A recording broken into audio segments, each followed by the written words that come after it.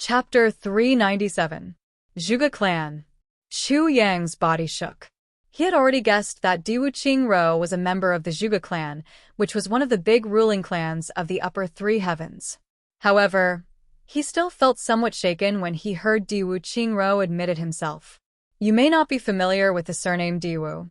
Diwu Qingru smiled bitterly, but the glory of our Diwu clan is incomparable to that of the Zhuge clan. Diwu clan? Chu Yang frowned and racked his brains.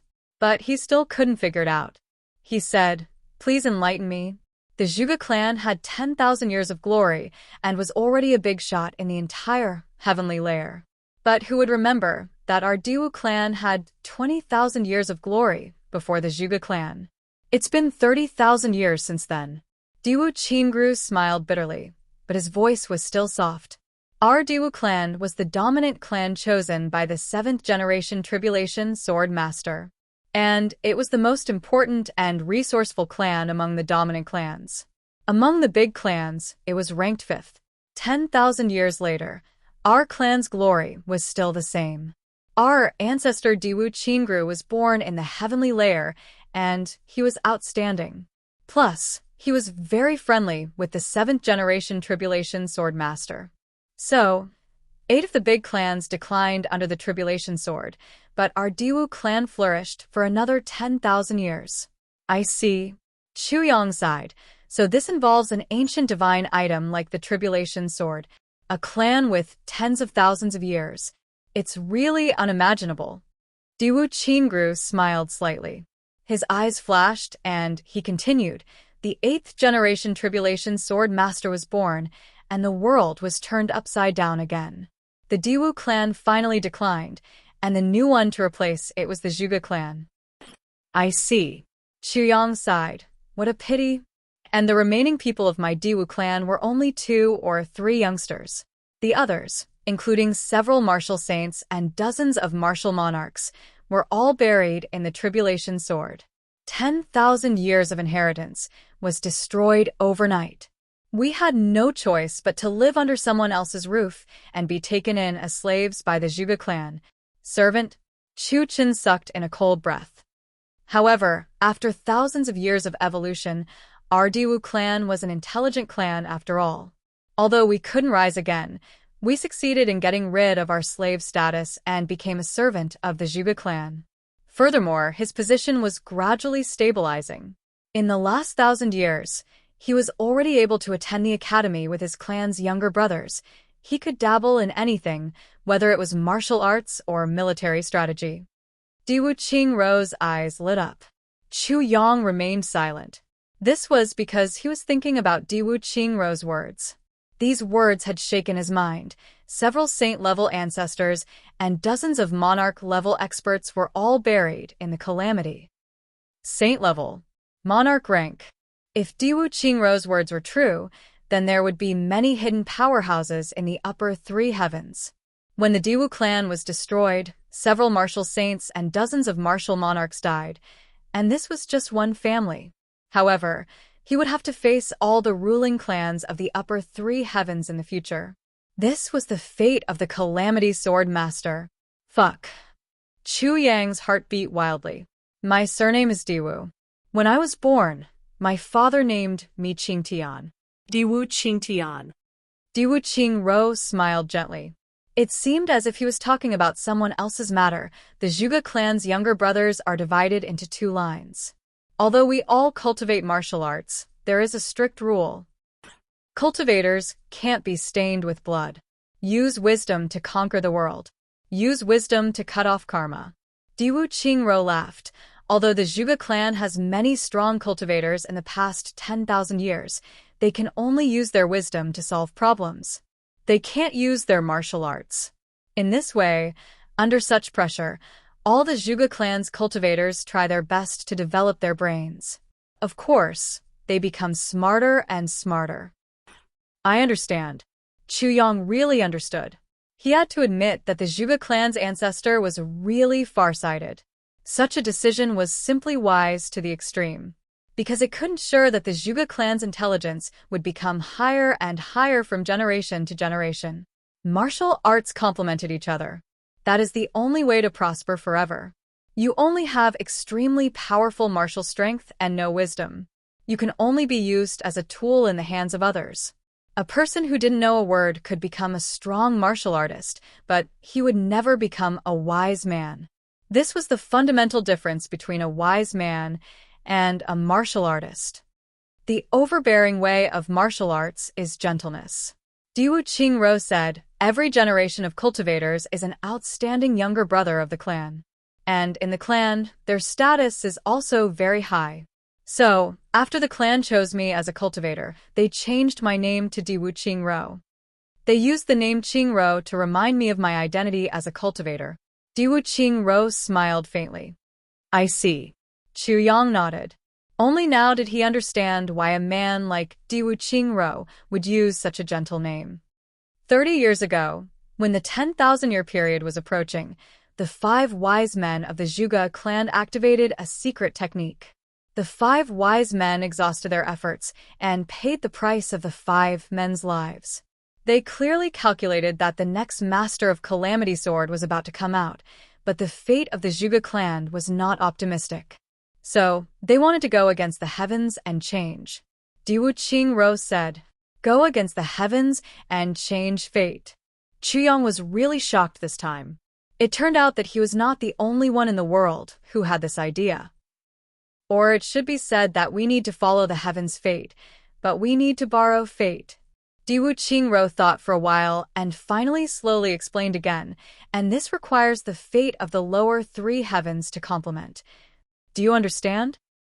Chu Yang nodded. It is to extract the fate of a country through a certain method to your Zhuge clan. If it goes well, it can continue for another 10,000 years, right? Yes. Diwu Qingro looked at Chu Yang in amazement. And this is the reason why you, Diwu Qingro, came to Great Zhao. Is that right? Chu Yang asked. Yes. Diwu Qingro said, simply put, it is to overturn the whole world with one person's strength. Moreover, it must be so huge that even the Emperor's dragon energy cannot suppress it. Then, through this person, the entire clan's wise men will set up a fate channel and extract it directly from the firmament with the power of the stars at the cost of this person's life and spiritual energy. This mission has fallen on my shoulders, because once it is done, this person's life will be sharply reduced, and it is not impossible that he will die. The ordinary clan's younger brothers still care about their own lives, but I, Diwu Qingro, have the ambition to conquer the world. As long as I can unify the world in my hands, even if I die immediately, so what? How many years can a person live in this life? If I don't do anything, would I live up to my peerless talent? Moreover, at that time, I was also looking at the star's fortune technique. But I comprehended a strange technique that others can't comprehend, and that is the stargazing technique. I could accurately grasp the general trend of the world. Although this is limited to the Emperor's star technique, it was very beneficial to this plan. Diwu Qingro heaved a heavy sigh as he said this. So what if it is the Emperor's star technique? So what if it is accurate? The weather changes at the most critical time, so my master and I came to the lower 3 heavens when we were 20 years old. My master vomited blood and died in order to set up a formation to absorb fate. But before he died, he had a burst of inspiration and adopted an orphan. That orphan was my junior brother. At that time, my master's last words were, my junior brother will help me complete this task, and then he will die. Only my junior brother and I were left, and we depended on each other. I taught my junior brother wholeheartedly and looked for opportunities. Finally, 5 years later, the weather changed, and Great Zhao became the master of the world. So, I came to Great Zhao with a bumpy road and slowly worked my way up. My junior brother was always hidden in the dark, and when I had a firm foothold, he left me and went to Iron Cloud. Diwu Qingro's eyes revealed a trace of pain. But he was killed by you. Killed by me? Chu Yang was surprised. Who? Tang Xian Sheng. Diwu Qingro looked at Chu Yang with a malicious gaze and said word by word, that was my junior brother. Chu Yang was stunned, and then his heart suddenly became cold. Because he remembered Diwu Qingro's words, Before my master died, he adopted an orphan, and that orphan was my junior brother. My master's last words were, "My junior brother will help me complete this task." This ability to calculate could be said to be heaven-defying. Chu Yong clearly remembered that in his previous life, Diwu Qingro dominated Great Zhao, and the most difficult bone to chew, Iron Cloud, was completely destroyed by Diwu Qingro and Tang Xian Sheng.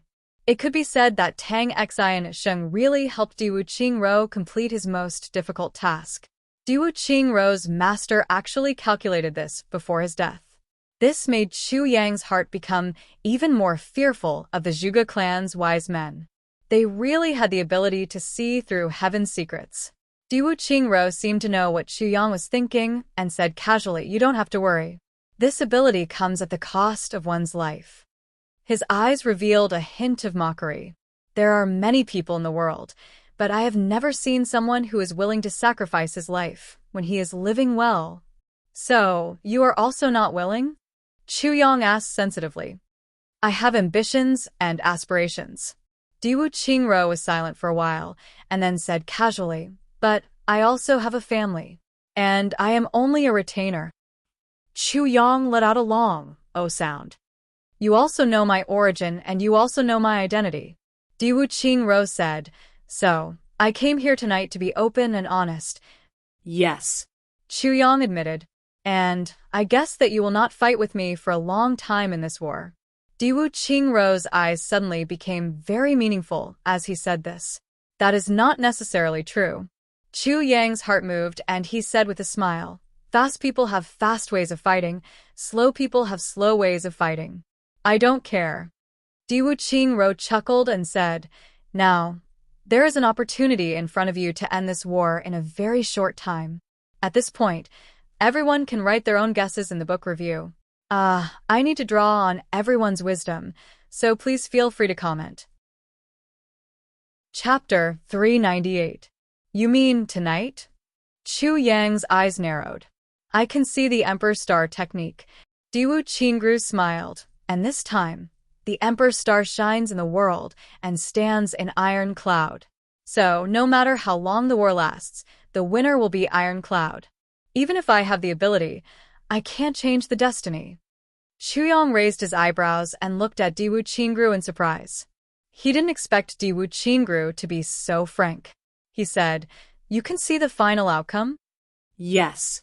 Diwu Qingru smiled deeply. "That's why I came today." Chu Yang smiled. Yes, if Diwu Qingru was sure of victory, he wouldn't have come here today. "Tell me your conditions," Chu Yang said casually. "Now you know that although luck is illusory, it's very important to the clan." "Not only does the Zhuge clan need luck," Diwu Qingru smiled meaningfully. "Our Diwu clan also needs luck." "Luck?" Chu Yang pondered and said frankly, "But I don't understand what you're talking about." "You don't need to pretend to understand, I understand." Diwu Qingru smiled gently. At this time, the fighting sounds outside had gradually decreased. It seemed that the enemy was retreating. But Chu Yang didn't think about this at all. Diwu Qingru didn't seem to care either. It seemed that he wasn't worried at all about being alone in the enemy camp with hundreds of thousands of troops. After a long time, Chu Yang smiled faintly. "You're right, but I don't feel at ease if I do as you say, because I don't trust you." He stared intently at Diwu Qingru. Then he smiled and said, "Unless you can give me a reason to be completely at ease. I'm here today to give you this reason." Diwu Qingru said calmly, "Luck is very important, and the Zhuge clan's luck is extracted from Great Zhao. But after this war, Great Zhao won't exist." He smiled meaningfully and said, "So, the Zhuge clan won't be able to extract luck this time." Chu Yang nodded faintly, but his mind was spinning rapidly as he pondered. "So, when the Tribulation Sword Master ascends to the upper three heavens, the Zhuge clan will be in trouble." Diwu Qingru said slightly. "I don't understand." Chu Yang shook his head blankly and said, "Even if the Tribulation Sword Master appears and ascends to the upper three heavens, the Zhuge clan may not necessarily be unlucky. As long as these clans are modest and cautious and don't offend people easily, it wouldn't be difficult for them to become friends with the Tribulation Sword Master." Even if they don't interfere with each other's business, the Tribulation Sword Master won't easily destroy a large clan, right? Ha ha ha.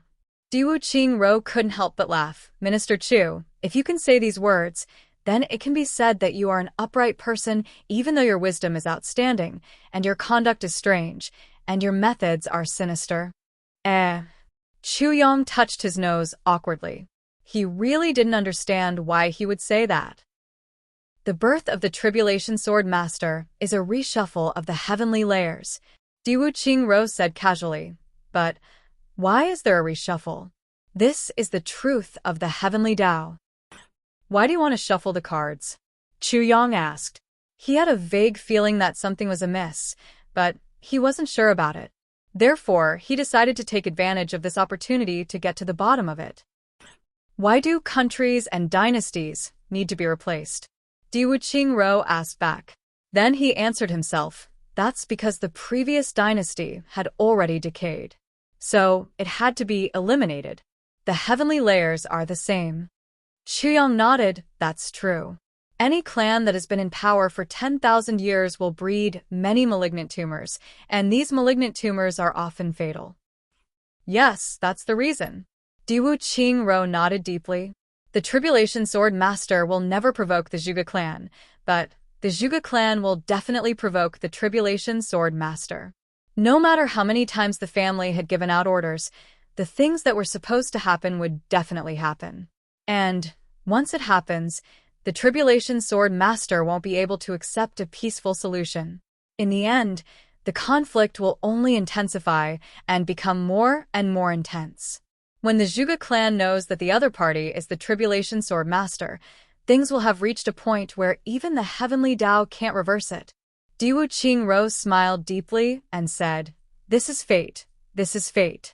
And the Tribulation Sword Master is the origin of fate. So, things will never stop happening around him. He doesn't have to cause trouble, but trouble will always find him. Diwu Qingro's gaze was profound. Even if he were to sleep at home, someone would certainly tear down his house and force him to seek revenge, to seek justice, and to demand an explanation. And this explanation is not something that can be achieved peacefully. It requires force. And force will lead to death. And death will lead to more and more problems. Diwu Qingro smiled mysteriously and said, do you know why? No, Chu Yong said honestly. In the Heavenly Layers continent, this is called tribulation, which corresponds to the word tribulations in the Tribulation Sword. Diwu Qingro chuckled, but in terms of techniques, this is called heart effect, and the Tribulation Sword Master is the heart. If the Heavenly Layers continent is a play, then the Tribulation Sword Master is the main character. Diwu Qingro's eyes were cold, and a sharp light flashed. He said insidiously, and the main character will never have a smooth journey. I see. Chu Yong nodded deeply and said, so, all these can only be described with one word, Heavenly Tao. Am I right? Diwu Qingro laughed, exactly. His sharp eyes swept around and saw Wu Qianqian. He revealed a mysterious smile and said, Minister Chu, let me give you an example. If you were the master of Tribulation Sword, you didn't do anything at home, and you didn't offend anyone. But suddenly, a lecherous young master appeared. And this lecherous young master kidnapped this beautiful Miss Wu. Let me ask you, would you let him go? Without waiting for Chu Yong to speak, Diwu Qingro interrupted. Even if this lecherous young master has a dominant clan behind him, and his father is the leader of the #1 clan, will you let him go? Chu Yong was stunned, and then he said fiercely, fuck. How can I let him go so easily? Wu Qianqian's face turned red. Isn't that right? This is fate. Diwu Qingro said calmly, it's called fate for ordinary people. They can only accept their fate. But it's called tribulation for the Tribulation Sword Master. It's the tribulation of the big clan that the lecherous young master belongs to. Diwu Qingro had been talking about conditions and expanding the topic, but he didn't because Chu Yong changed the topic. But Diwu Qingro wasn't anxious or impatient at all. Instead, he tried his best to explain and dispel Chu Yang's doubts. This point was very bizarre. Diwu Qingro was patient and farsighted, but he shouldn't be so patient with Chu Yang. I see. The heavens revolves around the tribulation sword. Chu Yang let out a long breath. Maybe there's a ruler above the heavens, which is the heaven's will. But in this heavens, the tribulation sword is the ruler. Exactly. Diwu Qingro said solemnly. The two didn't speak for a long time. How do you want to cooperate this time? Chu Yang asked. This time, he took the initiative to mention it, which could be considered as returning the favor. When I came to the lower three heavens, I secretly learned the fate transfer channel because I was extra careful. I set up a small one myself. Diwu Qingro smiled and said, although it's small, it used up all the materials that our Diwu clan had accumulated for 10,000 years. Oh. Chu Yang raised his eyebrows. Of course, we didn't dare to compete with the Zhuge clan for Great Zhao's fate. At that time, I thought that even if Iron Cloud lost, it still had the noble emperor's aura. At that time, this noble emperor's aura would dissipate between heaven and earth. And the Zhuge clan obviously didn't care about the remaining fate of these losers. So, it was better to let our Diwu clan take advantage of it. What's more, such a small formation has a very small impact on my lifespan. It's only 30 years, and I can afford these 30 years. Diwu Qingro said, so if Iron Cloud wins, our Diwu clan's days will be much better. Of course, I have to escape the Zhuge clan's punishment for my failure first before I can talk about other things. I see. Chu Yang took a deep breath. Chu Yang sucked in a breath of cold air. I didn't expect that Diwu Qingro had secretly set up this chess piece without anyone knowing. This guy really wanted to leave behind a backup plan no matter the situation. But this way, I'm also in danger. Diwu Qingro smiled bitterly, because I only planned to collect the remaining fate. So, I naturally set it up casually. But Iron Cloud is going to win. This is equivalent to Heavens while playing with me ruthlessly. When the Tribulation Sword Master dominates the heavens, if the Diwu clan really absorbs the fate of Iron Cloud, then Diwu Qingro, will disappear from this world. And the origin of this is the small formation I set up back then. Isn't such an outcome a joke by nature? It's unexpected. Diwu Qingro looked up to the sky and sighed. Chu Yang was also very surprised. He was just admiring Diwu Qingro's unpredictable methods. He didn't expect that things would turn out like this in the blink of an eye. But Diwu Qingro's life is worth it for the sake of my Diwu clan's longevity. Diwu Qingro insipidly said, but this time, the arrangement is indeed somewhat grandiose, because the formation of this destiny, especially this kind of destiny that can only be generated by the rise and fall of a nation, needs to have soaring blood energy. Soaring blood energy? Chu Yang was expressionless. He thought, no wonder Diwu Qingro started the war so quickly. But this time, I attacked openly and retreated secretly. This is somewhat superficial. You will see the flaw, and may not plan it. Diwu Qingro said lightly. This way, there may not be a decisive battle. If we retreat, then we won't have enough fate. Because Great Zhao will weaken day by day, and Iron Cloud will be like the sun. It will slowly prosper. When it develops to the end, it will become a gradual encroachment. Then, there won't be any battle spirit left. Chapter 399. Chu Yang's complexion remained calm. Your Iron Cloud's army will launch a surprise attack tomorrow morning. Then, I will immediately return to the army to fight a decisive battle. And I will give you, King of Hell Chu, a glorious victory. Diwu Qingro said word by word, I will owe you a big favor today. What if I say no? Chu Yang asked expressionlessly. Then, I will immediately lead the army back to Great Zhao. I, Diwu Qingro, won't be able to destroy Iron Cloud in my lifetime. But Iron Cloud won't be able to unify the world. That way, I won't face any imminent disaster. At least I, Diwu Qingro, can live for 200 or 300 years with my martial power. But I don't know if Minister Chu can afford to wait for 200 or 300 years. Diwu Qingro raised his head and looked at Chu Yang. He slowly said each word. Chu Yang stood up. His face was gloomy as he slowly walked forward. He frowned. There was no doubt that Diwu Qingro's previous preparations were all for this one condition. Moreover, this condition had hit Chu Yang's weakest point. 2 or 300 years. Could Chu Yang afford to wait if this situation continued for 2 or 300 years? He couldn't afford to wait. He couldn't afford to wait no matter how he looked at it. However, these were the lives of 8 million soldiers.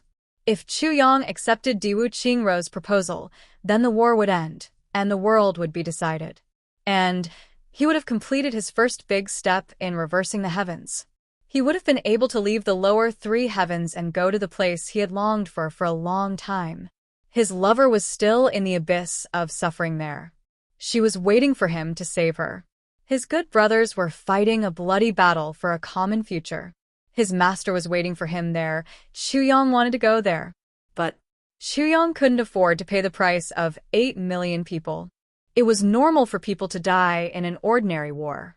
Chu Yang wouldn't have felt any psychological burden if Diwu Qingro hadn't come here first. He would have killed millions of people with his own hands if the decisive battle happened today. Because this was war. It was an unstoppable war. Either you die or I die. But Diwu Qingro came. He told Chu Yang his plan, the direction of the war, and its outcome. It was equivalent to 2 people plotting for the same goal. This was equivalent to 2 people conspiring to kill 8 million people. Chu Yang couldn't afford to pay such a price. Diwu Qingro seemed to have noticed Chu Yang's urgency. He calmly waited for Chu Yang's reply after he raised this condition. Why do you think that I won't be able to wait? Chu Yang muttered, even if Great Zhao has Diwu Qingro, you won't be able to last for 2 or 300 years. If you really retreat, then in 30 to 50 years, I have absolute confidence that I can destroy Great Zhao. But 30 to 50 years, can you afford to wait? Diwu Qingro didn't deny it. Instead, he asked. He didn't wait for Chu Yang to speak. Instead, he smiled gently and said, ever since you came to Iron Cloud, all of your methods have been swift and decisive. Your methods are Reiho's methods, but not the way to rule a country. Actually, you can use a gentler method for everything. That way, there won't be any side effects. You don't know what methods you're not using.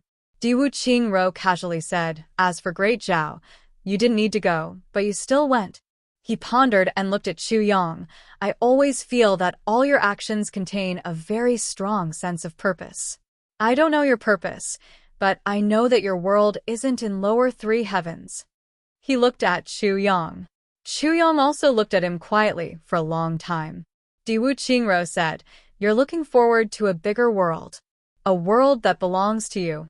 So, don't talk about 30 to 50 years. You can't even wait for 3 to 5 years. Behind Chu Yang, Wu Qian's delicate body trembled. As the person who understood Chu Yang the most, she knew that Diwu Qingro's guess was no longer a guess.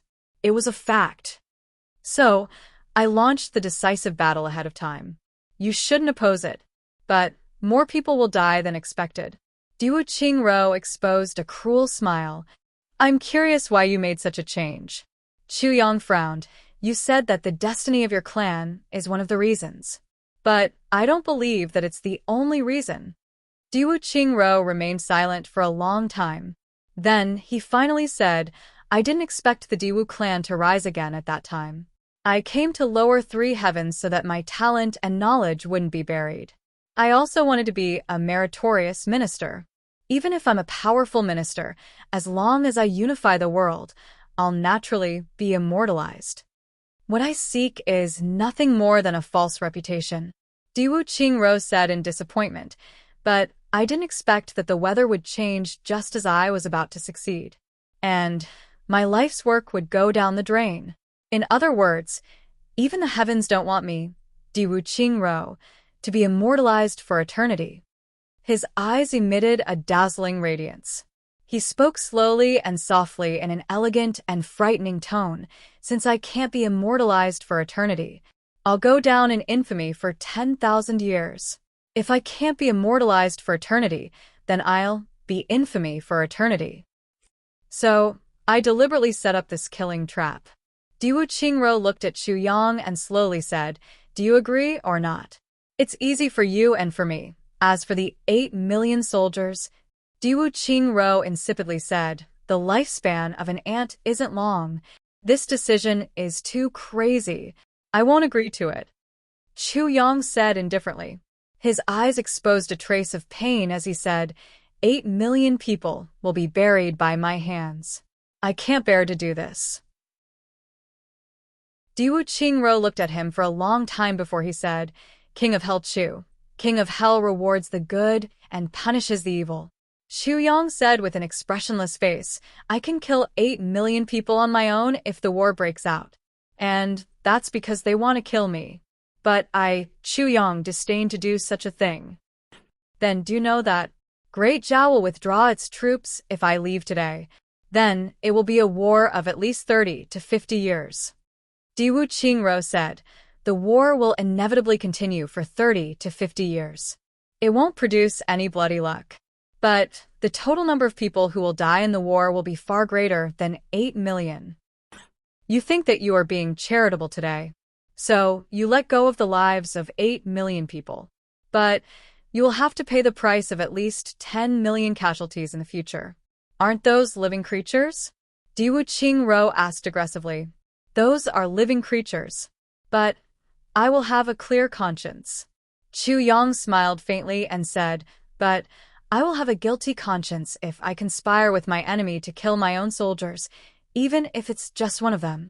I want a clear conscience. I won't hesitate to wield my sword as long as I have a magnanimous heart.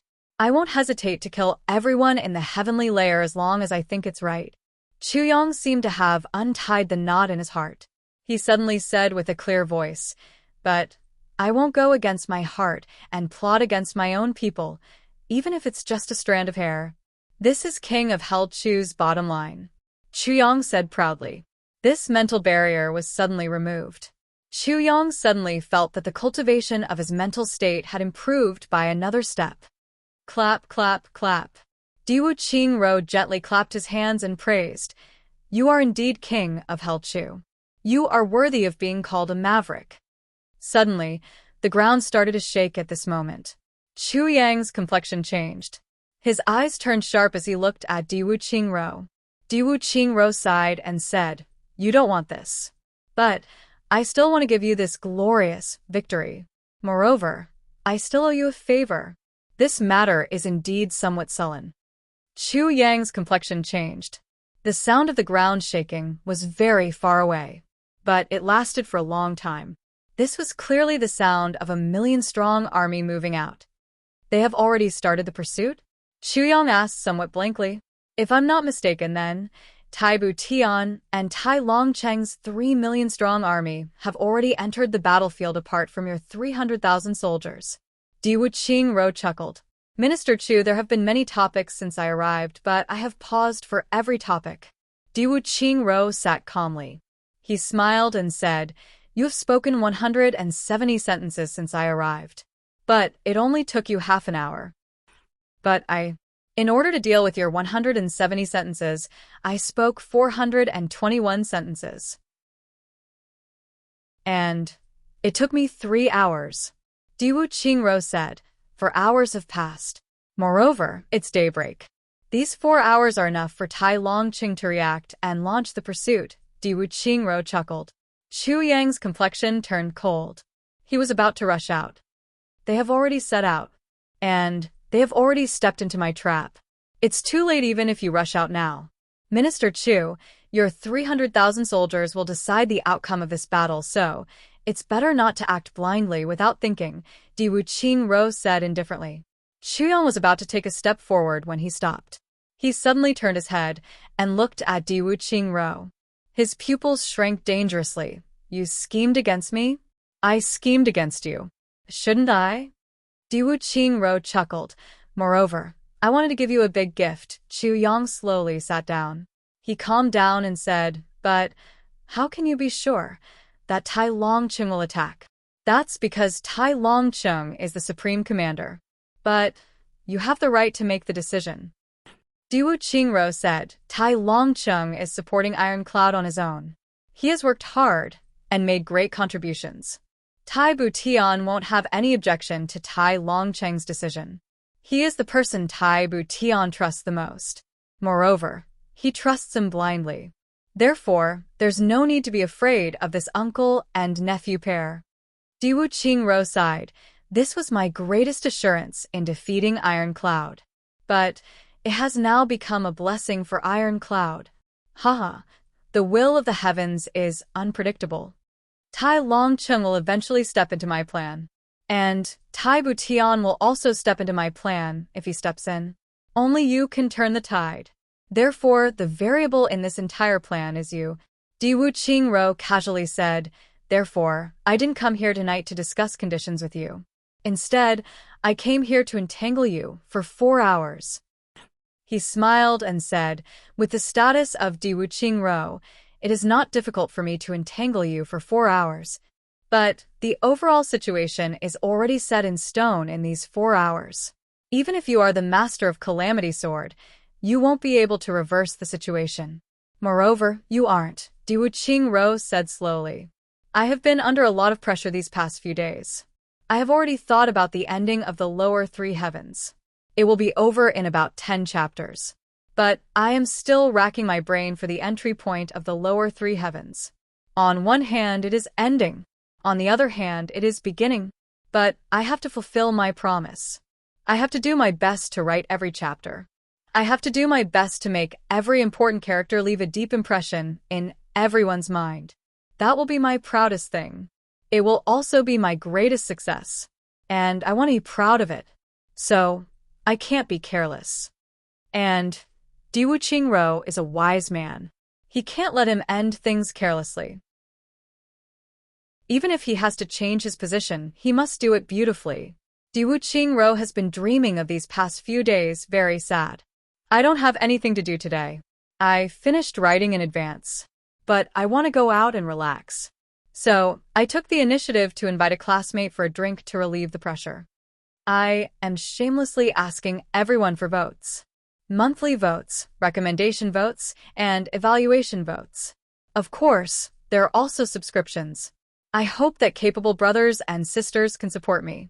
Of course, this is only if you think that this book is worthy of your subscription support. Haha. Chapter 400. Xuyang calmly asked, but how can you be sure that Tai Longcheng will fall into your trap? Tai Longcheng is the #1 general of the continent. But he has been suppressed by me for more than 10 years. In these 10 years, I wanted him to win and he won. I wanted him to lose and he lost. Diwu Qingro smiled and said, wouldn't you feel aggrieved if you were in my place? Wouldn't you want revenge? I would, Xuyang replied affirmatively. No one wouldn't feel aggrieved about this matter. For a famous general who could be called a genius commander, it was an even more deep-rooted humiliation. Therefore, Tai Longcheng has an inner demon. He wants to defeat me, Diwu Qingro, fair and square. But he also knows that it's as difficult as ascending to heaven to take revenge against me. Therefore, he desires this heaven-sent opportunity more than anyone else. But he is more hesitant than anyone else. That's because he is afraid of a trap. And that's because he knows how powerful I am. And he needs someone to affirm his pursuit plan at this time. And Tai Longcheng only needs this affirmation. Diwu Qingro continued, Tai Longcheng can turn his hesitation into determination as long as he has this affirmation. Diwu Qingro smiled and raised 3 fingers, and I have 3 people by Tai Longcheng's side who are willing to speak for me. Wu Qianqian and Xuyang sucked in a cold breath at the same time. The generals of Iron Cloud have followed Tai Longcheng for many years, and they have been suppressed by me. Therefore, they will swarm forward as long as someone affirms. This is their mentality. They thirst for revenge. They thirst for meritorious service. They thirst to change the current situation. They thirst to defeat Diwu Qingro. But your identity is special. Tai Longcheng must ask for your opinion, even if he is absolutely certain about his pursuit plan. Therefore, Tai Longcheng immediately sent you a message after he analyzed my intentions. And you are the only person on this battlefield who can stay out of it. In other words, you are the only onlooker. As the saying goes, the onlooker sees everything clearly. Therefore, I firmly believe that you can see through my plan. Therefore, I came in right after Tai Longcheng's messenger delivered the letters. Diwu Qingro smiled. This time, I came in and delayed you for 4 hours. On the other side, Tai Longcheng has been waiting for your news under the urging of everyone. So, he must have thought that you've acquiesced. Sometimes, he can't wait to chase after you. That's because he doesn't know when he will miss the opportunity. Therefore, it is inevitable for the army to set out. Diwu Qingro insipidly said, "This is my tailor-made revenge plan for Tai Longcheng. It is also the best opportunity for Iron Cloud to dominate the world. He will definitely seize it and will not miss it. He would rather take the risk than miss it.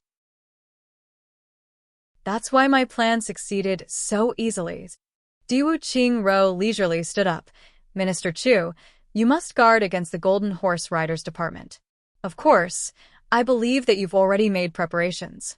Jing Meng Hun is nothing more than a clown in your hands." Then, he put on his mask and floated out with his thin body as if he was weightless. "Minister Chu, I owe you a favor. I will return it to you if I am lucky enough to meet you in the upper 3 heavens tomorrow. Farewell. The mountains are high, and the rivers are long. You and I will meet again." Diwu Qingro's last words drifted in the distant wind. "Chu Yang, what should we do?" Wu Qian anxiously asked. Chu Yang remained silent. He floated out and arrived next to the flagpole. Then he floated up. He saw that the distant mountain had already been set ablaze. He calmed down and slowly said, 8 million troops have been thrown into the battlefield. The only thing we can do now is to wait and see."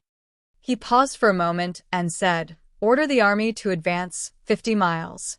Wait for my orders at any time. Get ready to respond to any situation." "Yes." Wu Kuangyun. "Yes." The selected elite troops, the troops of Butian Pavilion and the experts of Beyond the Heaven sect are to form an army. They will be independent of the 300,000 troops. Wait for my orders at any time. "Yes."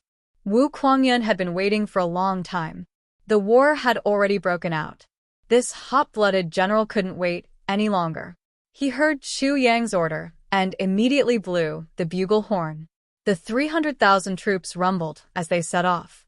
The collision between Butian Pavilion and Golden Horse Riders Department was about to begin. Suddenly, a series of loud explosions resounded on the distant mountain. Flames soared to the sky. Half of the sky was illuminated in red. Chu Yang's heart was heavy. After all, these were the lives of 8 million people. However, Chu Yang's heart gradually calmed down as his warhorse moved forward step by step. He became cold and calm, without a single ripple.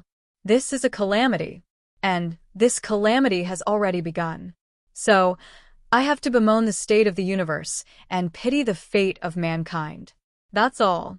I have to accept it, and I have to overcome it. The 300,000 troops were like a sharp arrow as they shot towards the sky. Tai Longcheng immediately summoned the generals for a discussion after he had sent the letter.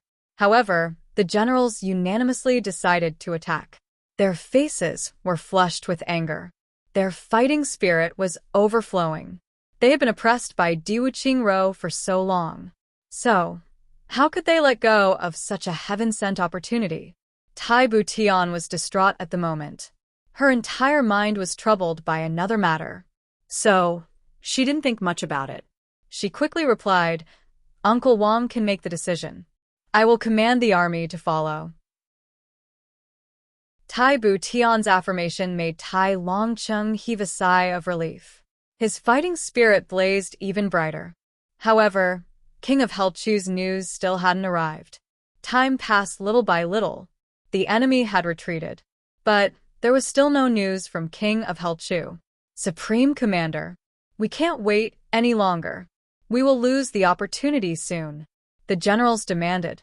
Perhaps Minister Chu has already made preparations. Otherwise, he would have already spoken out to stop us, an advisor said. Tai Longcheng raised his eyebrows in anger. He finally made up his mind. Then, he waved his big hand, mobilized the entire army.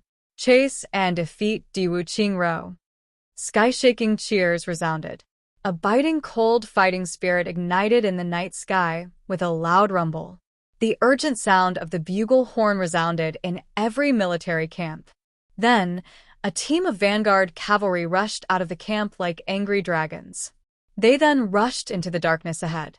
The thunder-like sound of horse hooves continued to rumble as they rushed into the darkness. Then, more than 1,000,000 soldiers rushed out like a tide. The rumbling sound of horse hooves shook the earth.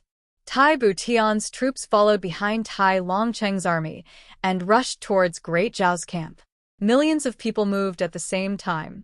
This momentum was earth-shattering. Tai Longcheng's army broke into Great Zhao's camp without any hindrance.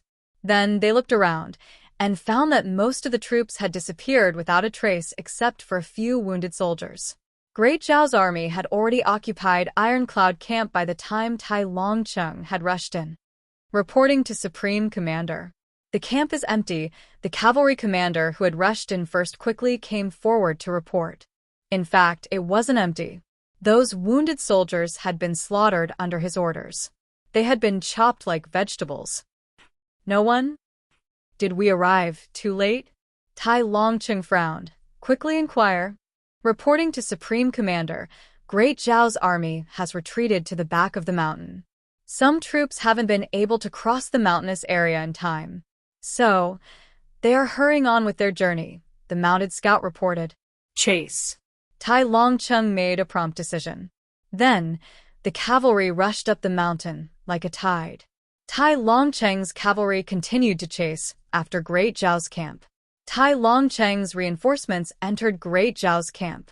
Tai Butian's vanguard troops also arrived outside the camp. At this time, suddenly, the sound of horns resounded from the mountaintops in all directions.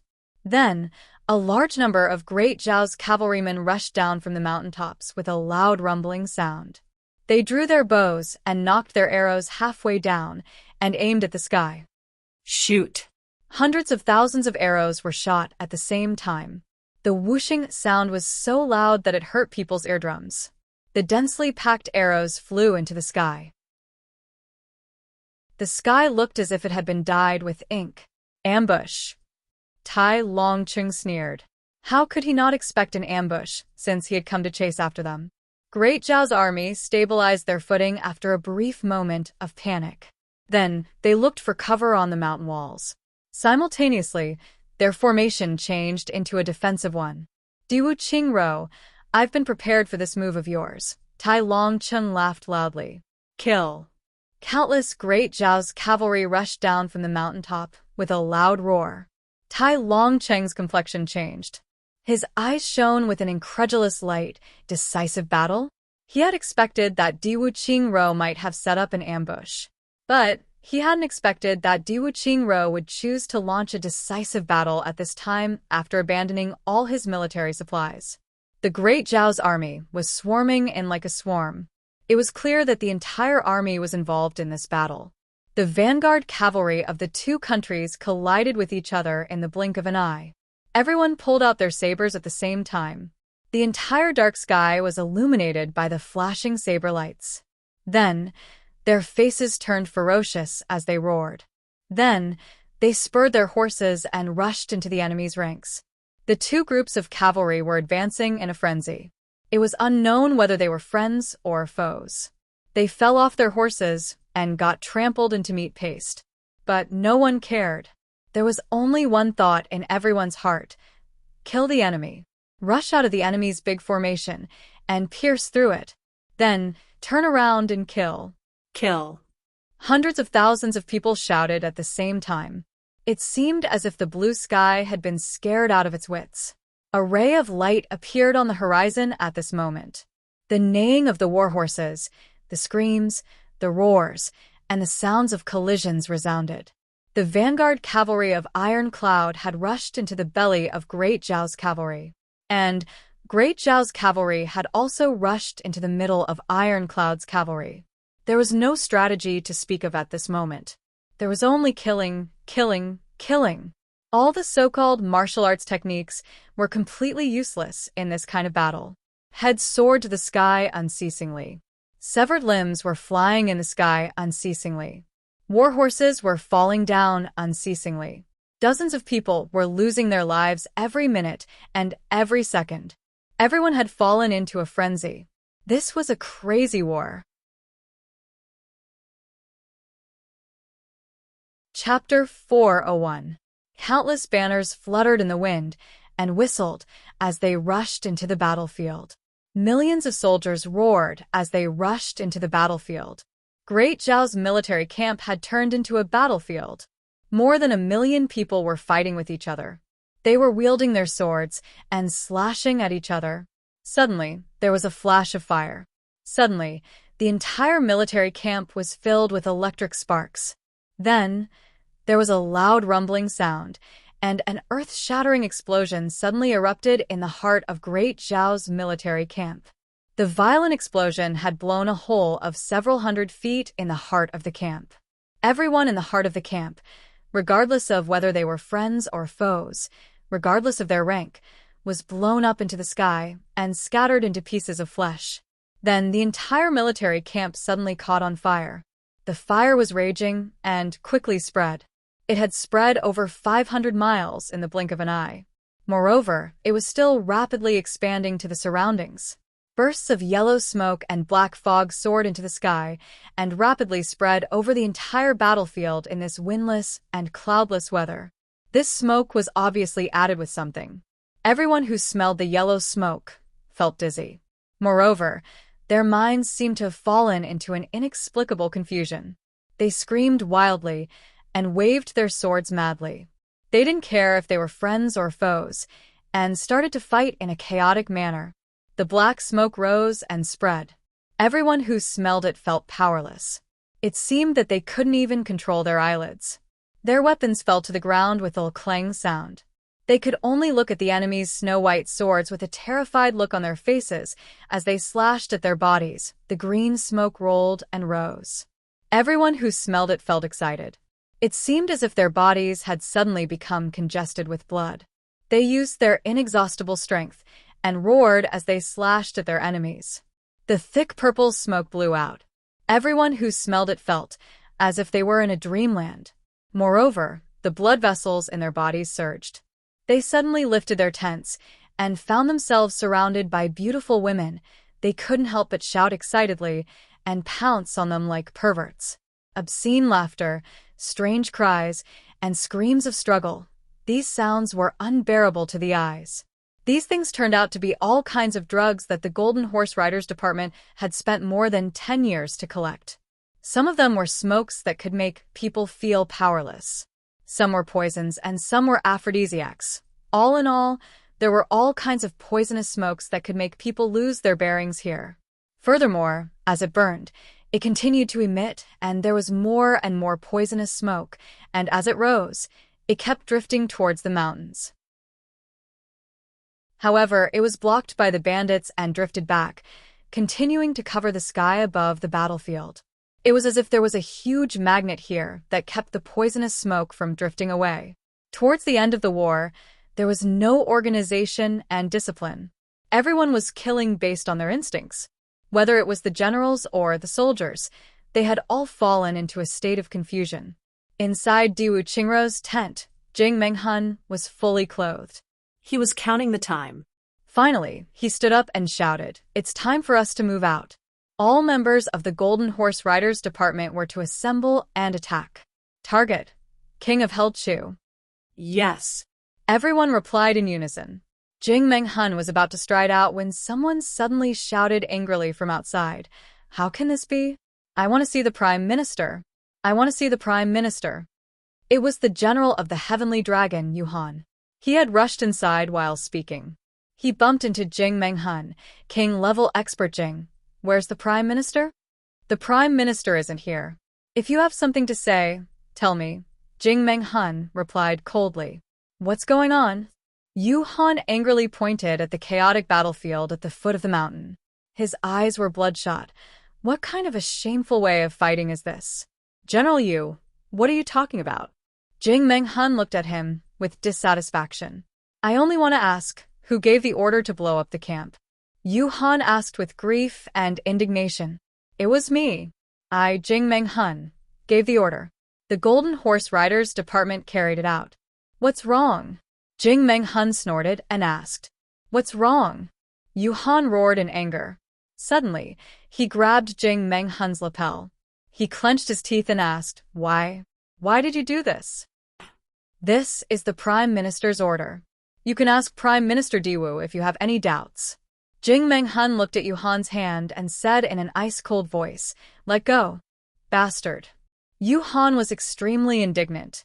He suddenly slapped Jing Menghun's face and said angrily, You could have detonated the explosives ahead of time. That way, Iron Cloud would have borne the brunt of the explosion and the smoke. Why did you have to detonate the explosives after our people had rushed in? This is a crime.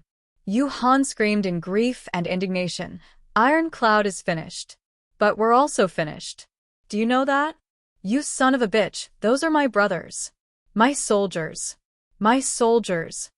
Jing Menghun reached out his hand and stroked the place where he had been slapped. His eyes were like an eagle's. They contained suppressed anger and a faint murderous intention. General Yu, you don't have the right to speak in this matter. I, Jing Menghun, have a good grasp of the timing. It was also the Prime Minister's arrangement. Now, you let go. I won't haggle over the fact that you slapped me. Yu Han angrily shouted, I slapped you? Bastard. Even if I cut you to pieces, it won't be enough to compensate for your heinous crimes. This is murder. This is a deliberate rebellion. I want to see the Prime Minister. I want to see Diwu Qingro. The murderous intention in Jing Menghun's eyes grew more and more intense. General Yu, there are some things that you can't say. Yu Han pulled out his sword with a clang sound. Then, he crazily rushed towards Jing Menghun and slashed at him. He cursed, You executioner, you and Diwu Qingro are executioners. Suddenly, Jing Menghun reached out and grabbed his neck. He lifted his tall and sturdy body up. He clenched his teeth and fiercely said, Who do you think you are? Who do you think you are? Your soldiers? Can't your soldiers be killed? Don't tell me you have a lot of face. Do you believe that I won't kill you as well?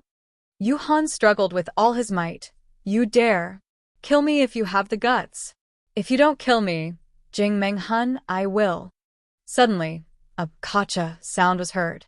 Yu Han's neck was bent to one side. Blood was flowing out from the corner of his mouth. He looked at Jing Menghun in disbelief. Then, the light in his eyes slowly disappeared. Only a pair of stiff eyes were left. They were full of anger and hatred. Unexpectedly, Jing Menghun had already broken his neck. Everyone in the tent suddenly cried out in alarm. Then they became dumbstruck. Jing Menghun has beaten a general to death. You're overestimating your capabilities. Jing Menghun coldly snorted. He casually tossed Yu Han's corpse far away and said, Follow me. We're going to kill King of Hell Chu. The news of Yu Han's death at the hands of the Iron Cloud's assassins soon spread throughout the Great Zhao's barracks. Yu Han's 100,000-strong army was the only unit that Diwu Qingro had left behind to bring up the rear. Moreover, Yu Han was a man of virtue and prestige. He loved his soldiers very much. So he had always been supported by the soldiers. Now that Yu Han had died, the army had no leader. So, it had become even more chaotic. Hundreds of thousands of soldiers wept at the same time. Take revenge for the great commander. Kill all of those Iron Cloud bastards. Someone suddenly yelled out crazily with tears streaming down his face. Go. Kill those bastards. Dozens of people galloped out of the ranks on their horses. They then rushed towards the battlefield in a frenzy. Take revenge for the great commander.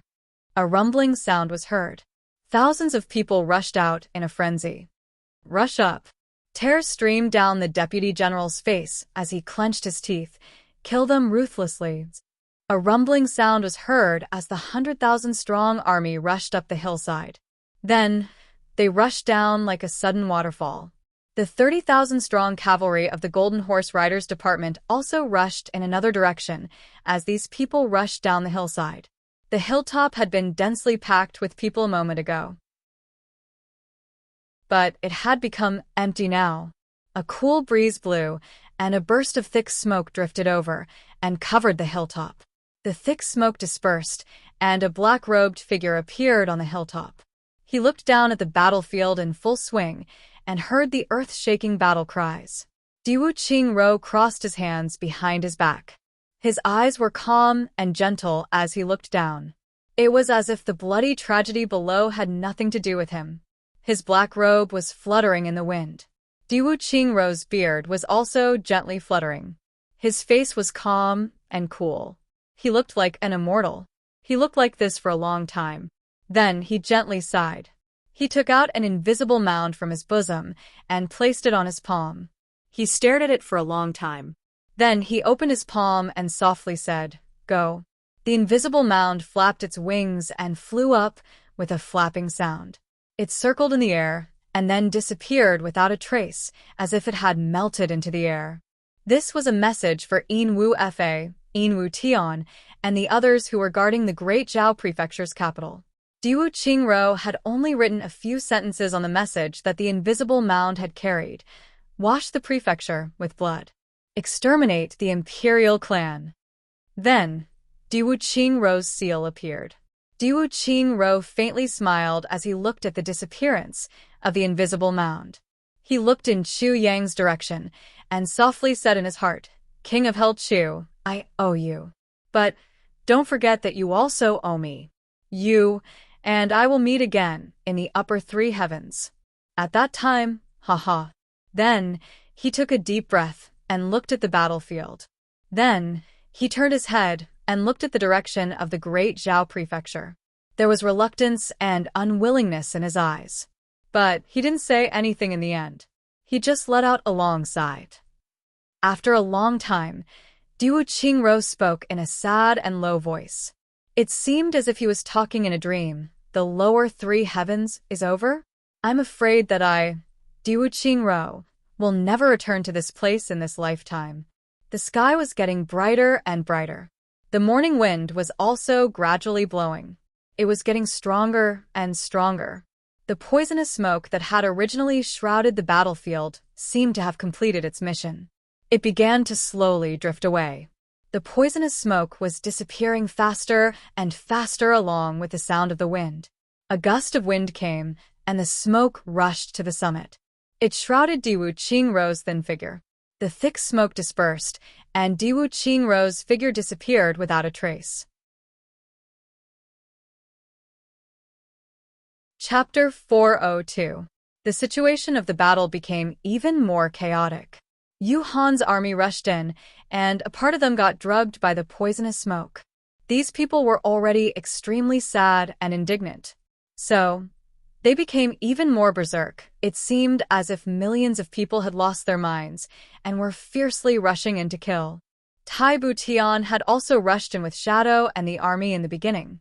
But she had felt that something was wrong when she had discovered that the poisonous smoke was rising everywhere. So, the two shadows had risked their lives to rescue Tai Butian. Thick smoke floated in the air. People had lost their minds and had rushed into the battlefield. However, Tai Butian and the two shadows were safe and sound. Tai Butian's chest would flash with a hazy radiance every time the thick smoke floated over. And her body would be shrouded in this radiance. Shadow was also doing the same. The three of them were flabbergasted. But they later discovered that the mysterious Yang Jade had taken effect. This piece of mysterious Yang Jade had such a function. Everything was fine after they had withdrawn from the battlefield. However, the bloody smell that had soared to the sky still made Tai Butian uncomfortable. Her complexion had turned pale, and she felt nauseous in her chest. She retched several times. Then, she walked a little further away. Then, she finally calmed down. Shadow looked at Tai Butian with a strange and worried look in his eyes. Only several tens of thousands of people had followed Tai Butian to protect her. The battlefield wasn't far away. So, it wouldn't take long for them to rush over here. However, Tai Butian was the most important person in the battlefield. Even millions of soldiers of Great Zhao's army didn't look in her direction. Tai Butian calmed herself down. Then, she focused her eyes on the battlefield. She looked at the surrounding terrain and suddenly realized something. A look of deep worry and unbearable worry appeared on her face. Diwu Qingro had set up the Seven Killings Great Array with his own camp and this mountain as the dragon's spine. This Diwu Qingro is very vicious. Seven Killings Great Array? Shadow was puzzled. The Seven Slaughters Array, as its name suggests, is the most ferocious killing array. It needs the power of living beings to activate it. The more people die in this array, the greater the power of the array. Moreover, Diwu Qingro had arranged so many drugs inside. So, it made it even more difficult for people to retreat. In the end, the entire army was wiped out. Tai Butian's complexion changed as he said this. Shadow, you enter the array immediately.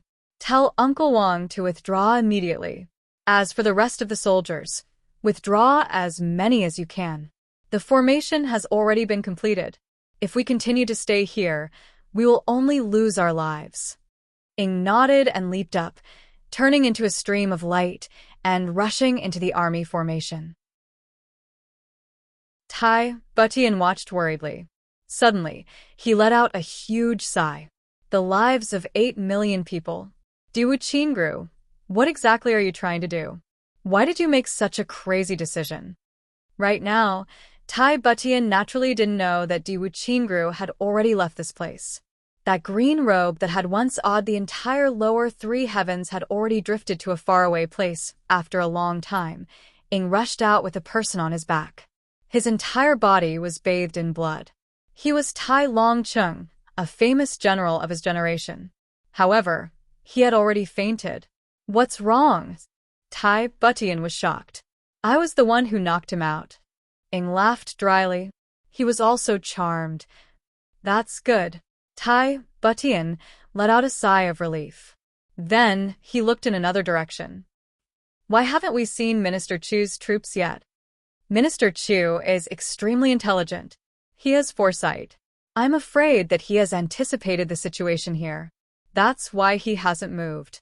However, I'm afraid that our Ironclad's most elite military strength is only left with Minister Chu's 300,000 troops. Ing sighed. Tai Butian's eyes flashed with a trace of comfort and pride. Then he insipidly said, Minister Chu always makes people feel at ease. Ing and Ing looked at each other. They both saw a trace of different emotions in each other's eyes. Suddenly, the sound of hoofbeats was heard. A group of cavalry rushed over like a whirlwind.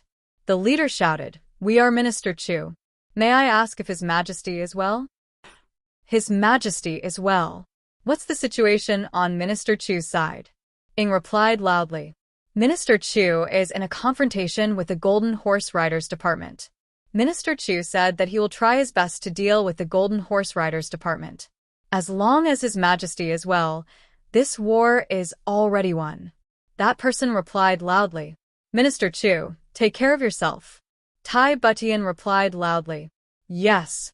This subordinate will remember. The person who had arrived suddenly pulled the reins of his horse.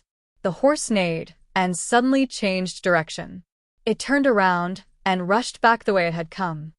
Minister Chu is indeed a conscientious person, Ing said meaningfully. Tai Butian's eyes revealed a trace of sweetness. But he understood in his heart, Chu Yong must have known about the situation here. That's why he's concerned about my safety. It's just as he said, everyone is inside the Seven Killings Great Array. Even if there are survivors, there won't be many of them. As for Ironclad, it's a victory as long as I'm still alive. That's because I still have Chu Yang's 300,000 troops. And Diwu Qingro has already thrown all his troops into the battle. Meanwhile, Chu Yang's Iron Bucket Formation was in a confrontation with the Golden Horse Riders Department's cavalry. Chu Yang wouldn't rashly start a decisive battle before Tai Butian's news came back. This made Jing Menghun very sullen. King of Hell Chu. Jing Menghun roared, "Come and fight me to the death." Chu Yang ignored him. Eventually, the messenger rushed back. He brought back the news that Chu Yang had been longing for, His Majesty as well. Chu Yang felt relieved. Tai Butian as well. So, the only thing left is to deal with the Golden Horse Riders Department. I believe that there won't be any other forces as long as I get rid of the Golden Horse Riders Department. Are you ready? Chu Yang asked. I'm ready. Wu Kuangyun's face flushed with excitement. I can finally move unhindered on the battlefield. He had been holding back for a long time because he couldn't personally go into battle. I'm not asking you. Chu Yang looked at Chen Yutong and the others. I'm ready. Chung Ong said loudly. What about me? Wu Kuangyun stared blankly and asked anxiously. You take the army and go to help His Majesty. You're needed there. As for the Golden Horse Riders Department, leave it to me. Chu Yang's eyes flashed with a trace of complex emotions when he said the words His Majesty. Chu Yang naturally had a plan to deal with the Golden Horse Riders Department. But he knew some things that he hadn't known before because of his plan. Chu Yang's plan was poison. Give them a taste of their own medicine. He had specially studied the nearby terrain for this purpose. And he had finally set his target at a small lake 350 kilometers away. Chu Yang's plan was to turn the entire lake into poisonous water. Then he would lure the Golden Horse Riders Department there. This would cause Jing Menghun to lose a lot of his military strength. Then he would use this method one after another. And he would be able to wear down Jing Menghun no matter what he did. Chu Yang didn't even think about a frontal battle. Chu Yang and the troops he led were just bait. Tai Longcheng was full of resentment towards Diwu Qingro. Therefore, he would do anything to defeat Diwu Qingro. Jing Menghun was also full of resentment towards King Ran of Chu. In fact, it was an irreconcilable hatred. Jing Menghun would kill Chu Yang as long as he had the opportunity. Therefore, Diwu Qingro had specifically assigned Jing Menghun to Chu Yang.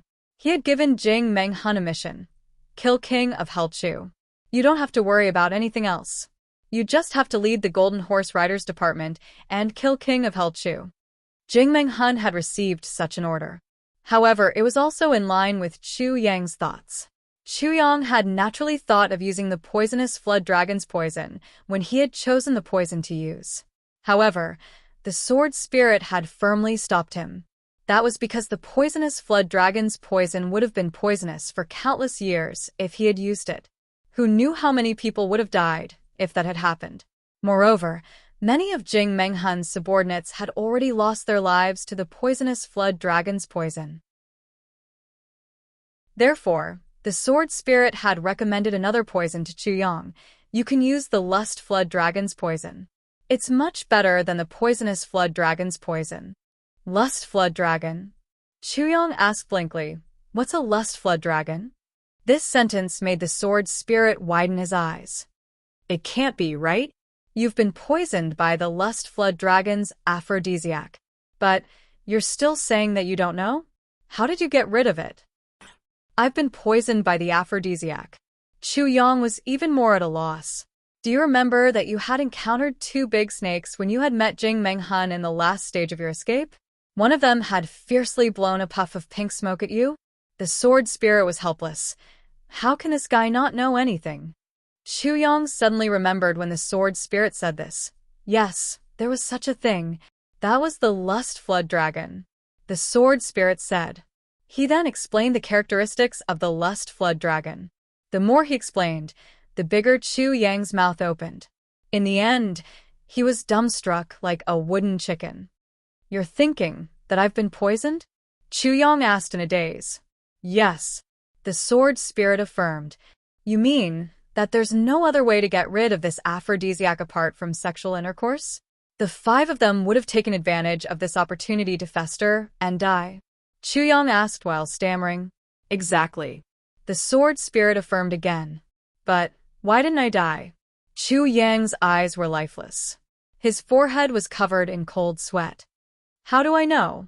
I was also unconscious at that time, the sword spirit replied in a discontented manner.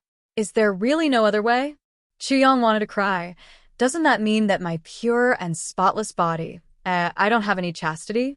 Cough, cough, cough. But the problem is, who opened the bud for me? I couldn't do anything even if I was awake.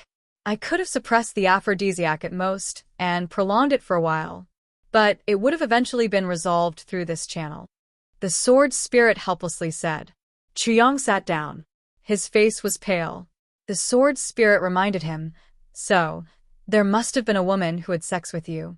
Chuyang covered his face, but who was that? He remembered that Tai Butian was a man and there were two shadows. Could it be shadows?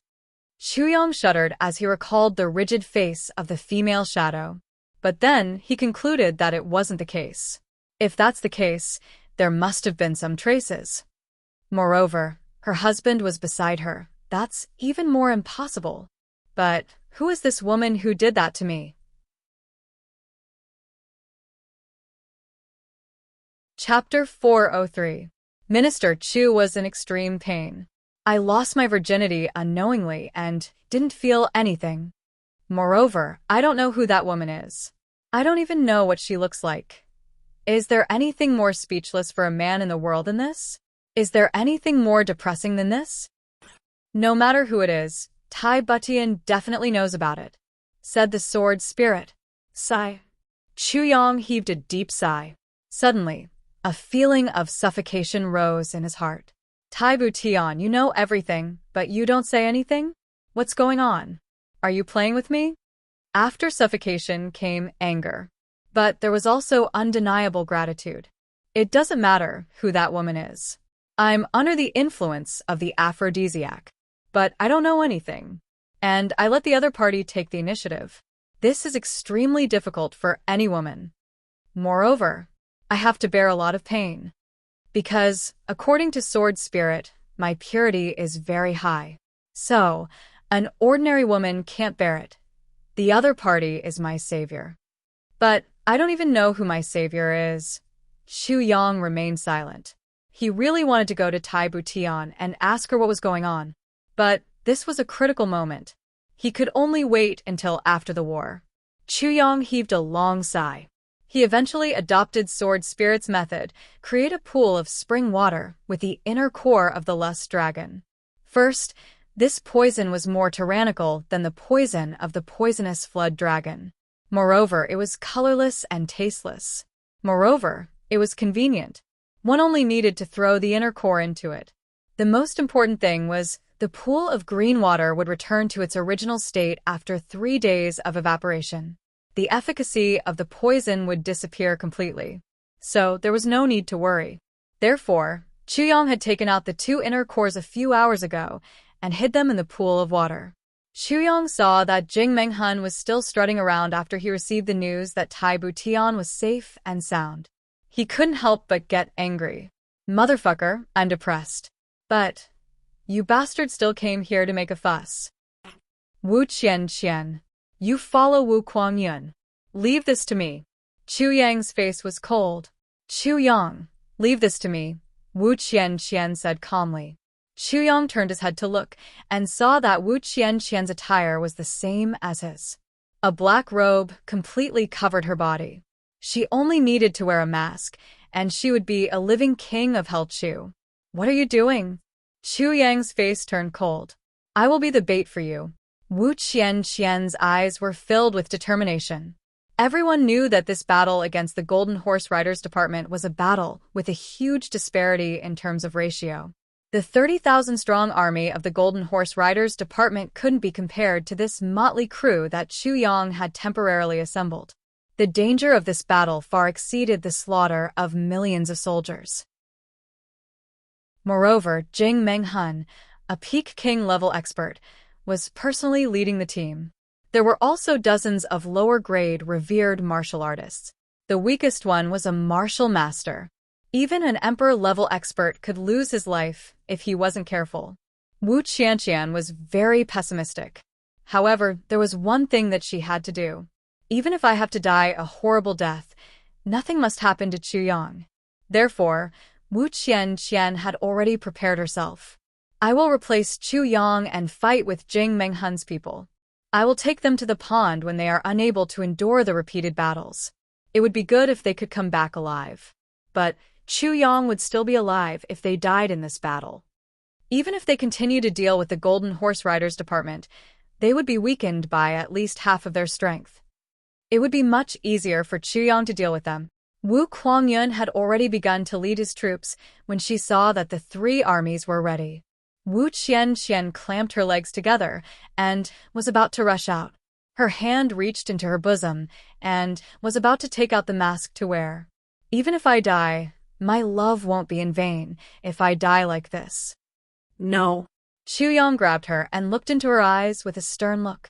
I beg you, Wu Qianqian whispered. But her voice was firm as she said, I beg you. You don't have to go. I will go. I beg you. Chu Yang's mind was shaken. He suddenly became absent-minded and thought of Mo Qingwu. Back then, Qingwu was the same. No matter what, she would rather be injured and die than let him get hurt. Everything she did was for him. Chu Yang groaned in pain. He suddenly opened his eyes. Qian, I beg you, don't do this. He closed his eyes and restrained his surging emotions. Then he said in a low voice, I already owe a woman my whole life. I don't want to owe another woman my whole life. Then he suddenly pointed his finger at Wu Qianqian's chest. Wu Qianqian was caught off guard. She didn't have enough time to defend herself. Her body swayed, and she fell into Chu Yang's arms. But her beautiful eyes were wide open. Her face was full of anxiety. Her eyes were full of pleading. Let me go. Let me go. Wu Kuangyun. Chu Yang shouted. Your subordinate is here. Miss Wu is injured. Take her to His Majesty's place to recuperate. Chu Yang ordered. Yes, Wu Kuangyun immediately arranged a carriage. Chu Yang held Wu Qianqian and gently placed her inside. Wu Qianqian looked at him foolishly. Chu Yang hardened his heart and turned around to leave. Wu Qianqian's tears finally flowed down silently. She looked at Chu Yang's back as he strode away. Her heart was filled with endless sorrow. Chu Yang, you already owe a woman your whole life. So, you have to repay her in this life. So, you don't want to owe me your whole life. But you know what? You know what? You've already owed me.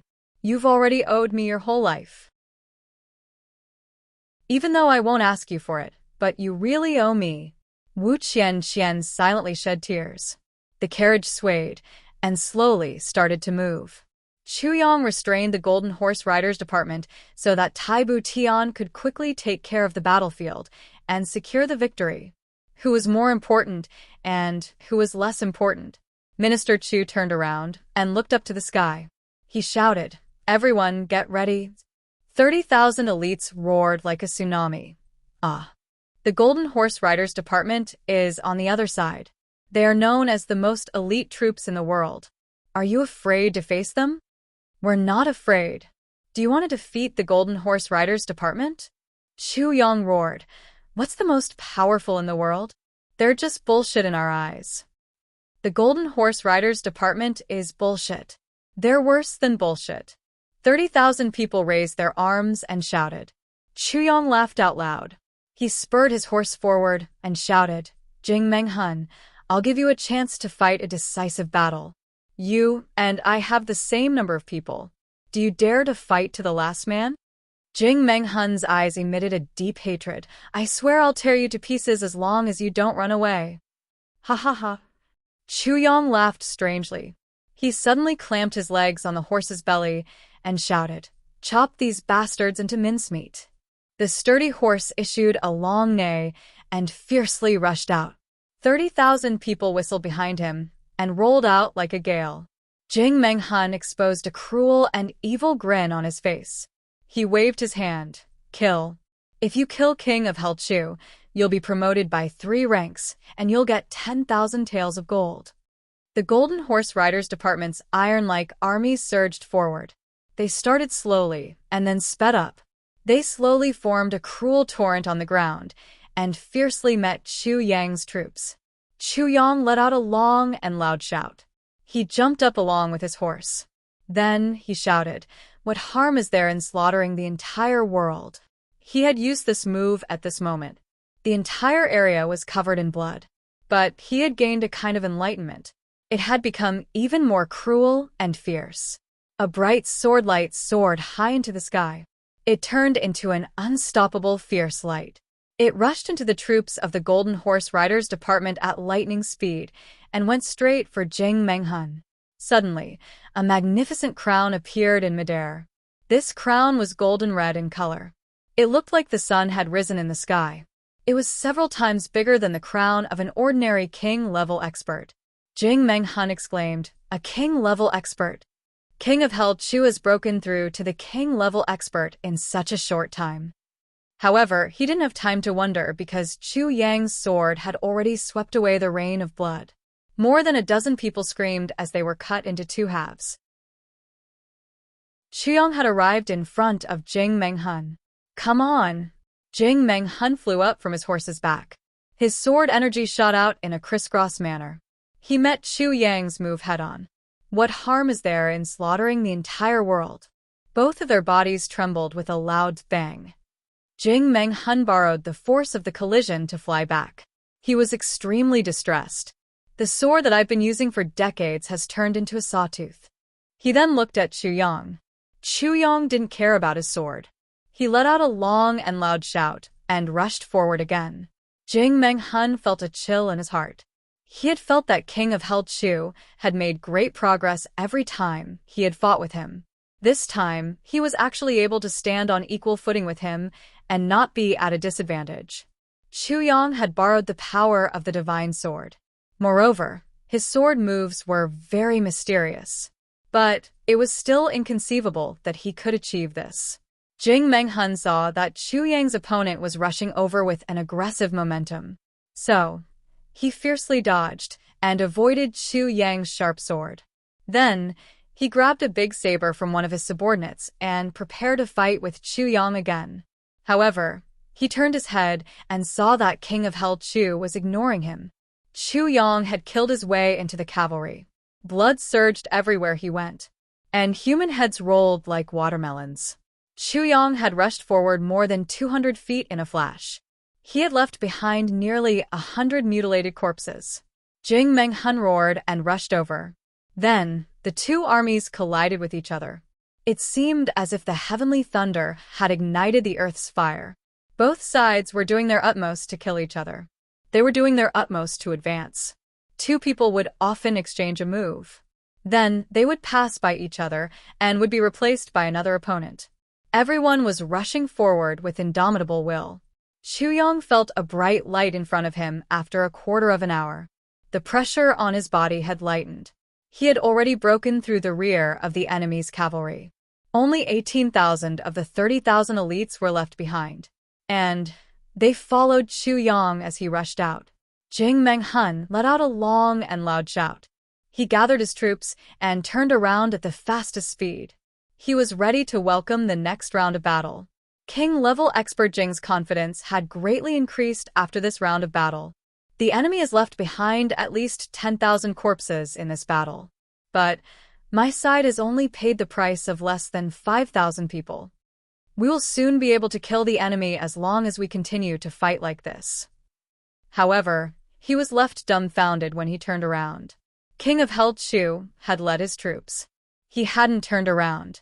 He had rushed in the opposite direction like a wisp of smoke. And he had left behind billowing smoke on the ground.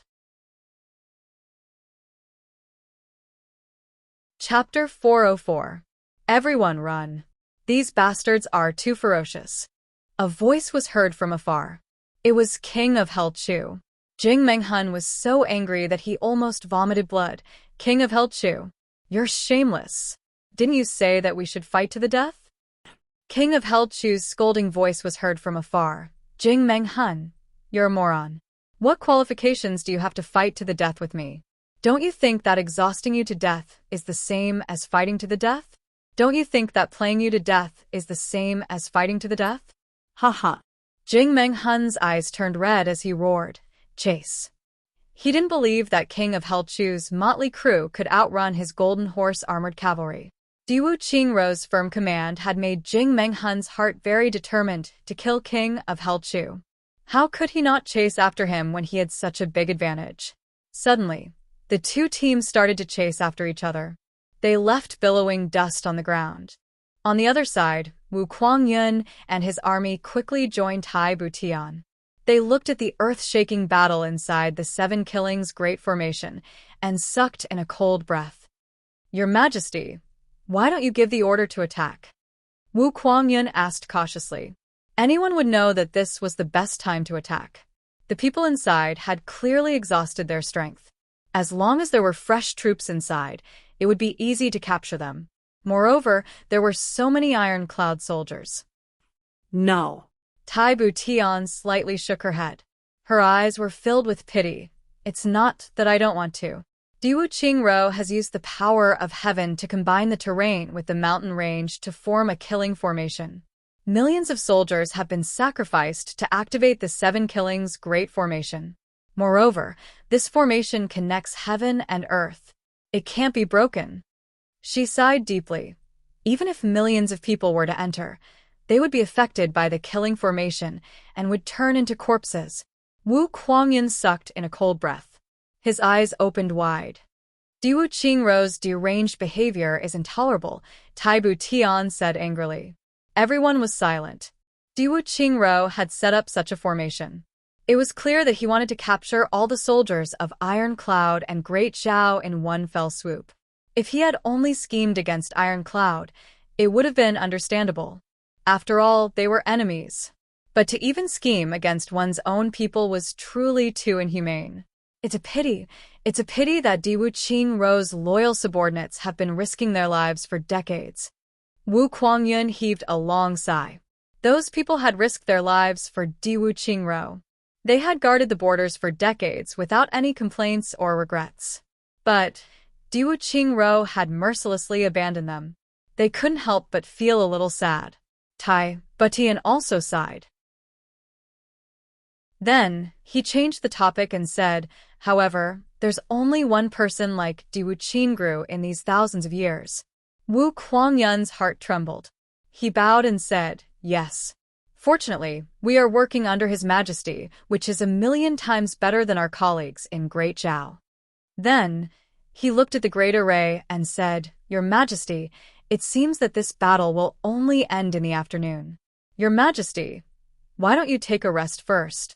"Leave the matters here to me." Tai Butian smiled faintly. She glanced sideways and saw Wu Qianqian standing at the side. Her eyes lit up involuntarily. "Since that's the case, I'll go and have a chat with Miss Wu." Her tone deliberately revealed traces of tenderness. Wu Kuangyun was startled. Then, he exposed an ambiguous smile and said, "Your Majesty, please." Tai Butian nodded and walked towards Wu Qianqian. Then, the two of them exchanged a few words. Then, they left under the protection of the Imperial Guards. Tai Butian dismissed everyone in the big tent. Only Wu Qianqian and herself remained. The two of them sat opposite each other. Wu Qianqian had been worried about Xu Yang's safety, so she was somewhat distracted. However, Tai Butian's mind was in a mess. She didn't know what to say. So, she remained silent for a while. Wu Qianqian recovered after a long time. Then, she asked faintly, "Your Majesty, what's the matter?" Tai Butian smiled embarrassedly and said, "Yes, there's something I want to discuss with Miss Wu. Haha, I also want to say something from the bottom of my heart. This war was really cruel. I hope that such a cruel war will never happen again. The people are in a terrible situation. The common people are in a terrible situation. It's really too horrible to look at." Wu Qianqian said faintly, "With your Majesty's wisdom and martial prowess, the common people's lives will definitely get better and better." Haha. Tai Butian smiled gently. Suddenly, she changed the topic and said, "Miss Wu, what do you think of Minister Chu?" When Wu Qianqian heard the words Minister Chu, her eyes narrowed. Her scattered spirit gradually gathered together. She rolled her eyes and asked coldly, "What do you think?" She thought to herself, Could it be that His Majesty wants to give up after seeing that the situation is in his hands? When she thought of this, she couldn't help but feel a strong sense of vigilance. I'm not talking about that. Tai Butian coughed speechlessly and said, I'm saying that Minister Chu seems to have a beloved woman in his heart. And, the light in Wu Qianqian's eyes dimmed. She said, that has nothing to do with me. Of course, Tai Butian had always been eloquent. But now, she felt that every sentence she said was a little stuttering. She didn't even know how to open her mouth. But, Miss Wu, do you intend to continue like this? Tai Butian's eyes flickered. She said, You must know that men and women should get married when they grow up. Your Majesty, what exactly are you trying to say? Wu Qianqian's thoughts were stirred up by her words. She couldn't help but feel a little bad. She was about to turn 20. If she still didn't get married, she would be considered an old lady. Although she was determined, her father would definitely urge her to talk about marriage. It was so annoying. When she thought of this, she couldn't help but be at her wit's end. I'm saying, Tai Butian coughed a few times. She found it difficult to speak. After thinking for a while, she finally let out a long sigh. Tai Butian, have been too old since I was young. For more than 10 years, I've been under tremendous pressure. Even when I take a breath, I have to be careful. I've also never tasted the love of ordinary men and women. Alarm bells rang in Wu Qianqian's heart. What does this mean? To show his own purity? Tell me, he hasn't been flirting with women? There are only a few maids in the palace. Even when he ascended the throne, he didn't have a concubine, Tai Butian said with difficulty. As the Emperor of Iron Cloud, he doesn't have a single woman by his side, Wu Qianqian snorted. Her face was a little pale. If it weren't for the fact that the other party was the Emperor, she would have left in a huff. But the unification of the world is imminent. The legacy of the Emperor has to be put on the agenda. There are 3 ways an ordinary family can be unfilial. Having no descendants is the worst, let alone the legacy of the Emperor's grandson. Tai Butian beat around the bush, feeling helpless. She raised her head and saw that Wu Qianqian was still cold and expressionless.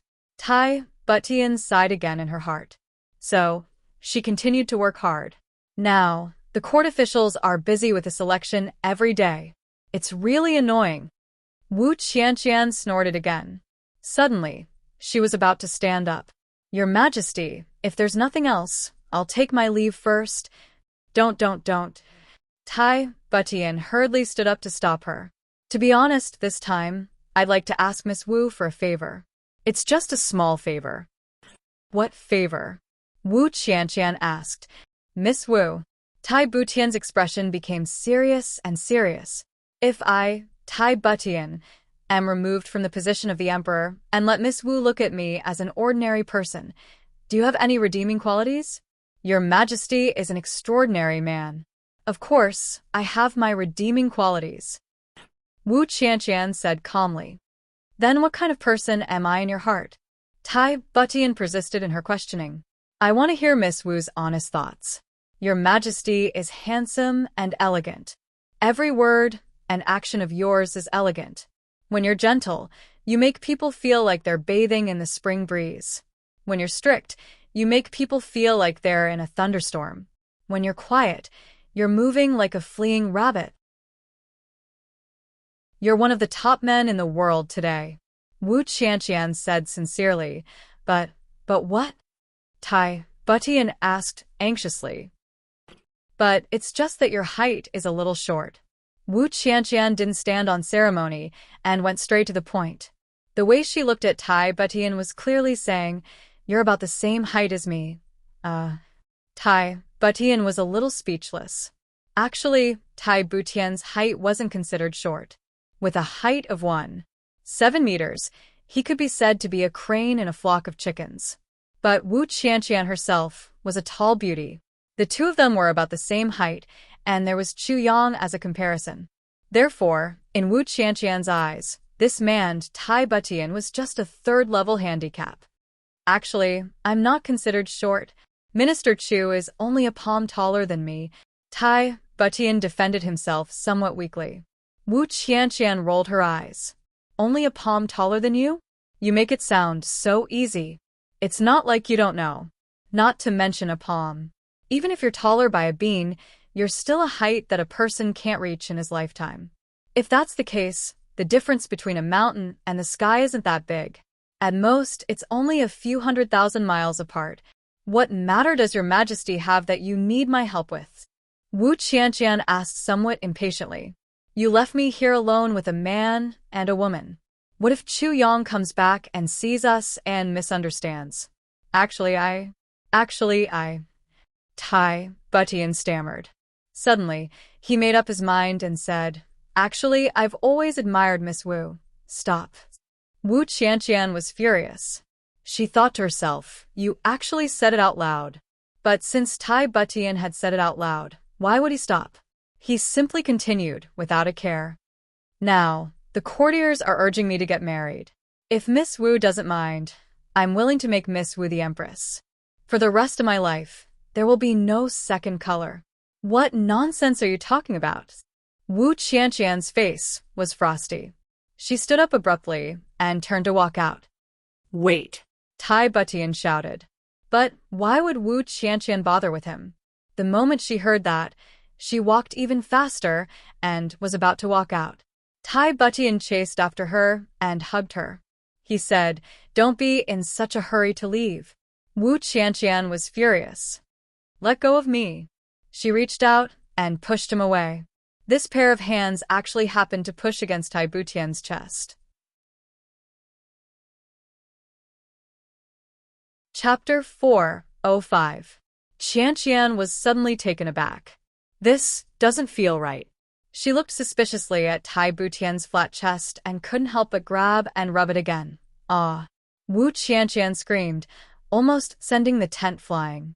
The person being molested hadn't even screamed, but this person who was molesting someone else actually screamed first. Tai Butian only felt a pinch on her chest and couldn't help but blush. It was summer now, and she wasn't wearing much clothes. You're still touching. Tai Butian said angrily with a red face. She felt that the hands on her chest actually didn't stop grabbing and pinching. Ah! Wu Qianqian screamed again. She jumped back 3 steps. She could feel cold sweat trickling down her back. Her face was deathly pale as she stammered, You. What about me? Tai Butian rolled her eyes at her. Don't make any noise. You're like a girl? Wu Qianqian finally woke up. She lowered her voice and spoke in an incredulous tone. Tai Butian snorted and then slowly reached her hand into her clothes. Then, she took off a jade pendant from her neck. Wu Qianqian only felt a blur before her eyes and a faint halo flashed by. Then, she rubbed her eyes in disbelief. Then, she rubbed them again, it's true. Wu Qianqian moaned and almost fainted. She swore that she really didn't blink just now. And Tai Butian was also really standing there, without moving. However, after a flash of light, Tai Butian's entire appearance changed. She was originally a handsome young man full of heroic spirit. But after the flash, she actually turned into she was still dressed as a man. But now, Tai Butian's cheeks were rosy and her hair was like clouds, flowing down elegantly. Her chest was high and her waist was slender. She was obviously a peerless beauty. Wu Qianqian's eyes instantly widened. Tai Butian's eyes turned, and she smiled lightly. Did you see clearly? Wu Qianqian nodded in a daze. Thinking about the feeling just now, she couldn't help but reminisce. Her fingers actually unconsciously twirled, and 2 words suddenly came to her mind. So big. How could it be so big? Wu Qianqian lowered her head and looked at her chest. She compared with Tai Butian and Tai Butian. In terms of appearance, they were about the same, but she was really big. Come, and Tai Butian saw her twirling and couldn't help but blush.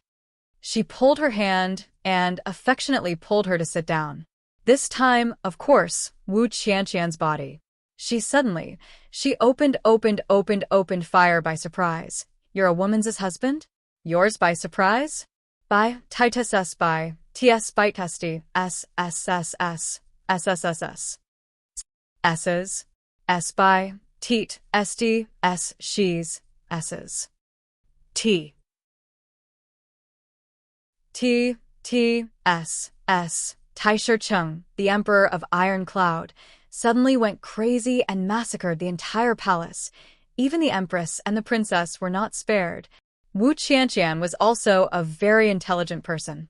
She finally understood what was going on. She couldn't help but sigh. Tai Butian saw her expression and knew that she had guessed something. Tai Butian's expression also became a little gloomy. She said in a low voice, "Back then, my father only had a few daughters. He didn't have an emperor. I was the youngest at that time. My father seemed to have a premonition. He kept my birth a secret and told everyone that I was the emperor. There was another reason. When I was born, my master was traveling in Iron Cloud. He was in the palace at that time. After seeing me, he felt that I had a good foundation and accepted me as his younger brother. Moreover, he gave me a jade token. That's the one." "I see." Wu Qianqian nodded in relief. Wu Qianqian was still puzzled. "But why did you—" She looked at Tai Butian from the corner of her eyes. "Why are you in such a hurry?" Tai Butian's face instantly turned red. Wu Qianqian recalled how she used to regard Tai Butian as a scourge. The more she thought about it, the more amused she felt. She chuckled. "You're really something. You actually had feelings for me since a long time ago." Tai Butian's face turned red. She said, "I was just testing you first. Hee hee." Wu Qianqian was overjoyed. She laughed so hard that her body shook. "You're actually an empress. You're really something. You want to be a pervert, but can you do it?" Tai Butian finally couldn't take it anymore. She jumped up with a red face and grabbed Wu Qianqian's chest. "Little hoof, if you continue to spout nonsense." As she said that, she actually gave Wu Qianqian a taste of her own medicine. She also mischievously rubbed, and pinched her chest. Wu Qianqian felt weak all over. She hurriedly slapped her hand away and said, "You wanted my help just for this?" "Yes, but it's not just this. There's something else." Tai Butian stammered. "What is it?" Wu Qianqian smiled like a flower. "There's also something like—" Tai Butian leaned close to Wu Qianqian's ear and said a few words. "Ah!" Wu Qianqian exclaimed and jumped up. "You're pregnant? Why this?" "Keep your voice down." Tai Butian reacted quickly. She covered Wu Qianqian's mouth. "My little Grant, what are you shouting for?" Wu Qianqian looked at her in shock. After a long time, she asked, "Who's—" Tai Butian's face turned red. This matter was really a little difficult to talk about. "Who plucked you? The #1 flower of Iron Cloud." Wu Qianqian still felt that it was a little unbelievable. Tai Butian steeled her heart and said, "Who else? Isn't it your sweetheart?" "Chuyang?" Wu Qianqian was shocked. Her face turned pale, and she stood up trembling all over. "Yes, but—" Tai Butian heaved a long sigh. "He himself doesn't know." As she spoke, she told him everything that had happened that day. Since she had already said so much, it was impossible for her not to tell him everything. Wu Qianqian listened slowly. Her pale face slowly recovered. So it was like this. It was she who used her lifetime of cultivation and martial arts, as well as the most precious thing of a woman, to save his life. "So I need your help." Tai Butian finally finished. She looked at Wu Qianqian somewhat anxiously. "I'm angry. I can't do anything about it. With such a thing happening, you don't have to say any more." Wu Qianqian bit her red lips lightly. An intense struggle flashed across her heart. Finally, her eyes revealed a determined look. "I promise you." She couldn't be with him forever, but raising his child with her own hands was also a kind of consolation, right? Wu Qianqian turned her head and looked at Tai Butian. This outstanding beauty in front of her was really in the same boat as her. It was just that in some areas she was more unfortunate than her. But in some areas, She had something more than her. Wu Qianqian stared at Tai Butian's belly. A wave of jealousy suddenly rose in her heart. His child. This was his child. Recalling how Tai Butian was very determined not to let her go that night, Wu Qianqian couldn't help but think, if the one who went wasn't Tai Butian but herself, then this child would. Thinking of this, Wu Qianqian's face heated up. She tried her best to stop herself from thinking about Tai Butian. Thank you, Qianqian. Tai Butian's eyes shone with gratitude. She said sincerely, but I hope that you won't let him know about this. I understand. Wu Qianqian bit her lips and promised solemnly. She really understood. Since he didn't have her in his heart and had another woman whom he loved deeply, and he didn't even know that she was a woman, what was the use of telling him? Make him suffer? Let him choose. Force him to take responsibility? What a joke. Both Tai Butian and Wu Qianqian were extremely proud women. Both of them would never use such methods. Since you don't know, then don't know. We won't make things difficult for you. Even if such methods could really force Chu Yang to submit, both of them wouldn't bother to use them. We don't want this kind of love that comes from charity and forced marriage. If we want it, then we will defeat the woman in his heart fair and square. Tai Butian sighed and said, You have to consider this matter carefully. Although I want you to agree, I don't want you to force him. After all, you still have hope. You're not like me. Wu Qianqian shook her head painfully and said, There's no need to consider. If he accepts, then he'll be pitying me. What use do I have for such pity? I'm already very satisfied with this ending. She looked blankly at the tea and said softly, I know very well. Tai Butian sighed deeply. Then, she picked up the jade pendant and wore it around her neck. A burst of dense light flickered. The peerless beauty suddenly turned into that valiant and exuberant emperor of a generation who looked down on the world. Since that's the case, I'll have to trouble you a lot. Give birth to a son for me, and lay the foundation of Iron Cloud. Tai Butian said softly. Wu Qianqian smiled and nodded. Give birth to a son for me. This is really a replacement. Later, I'll immediately send someone to sect leader Wu of Beyond the Heavens sect to propose marriage. I'll take you as my empress. Tai Butian said lightly, Beyond the Heavens sect will be a relative of the emperor.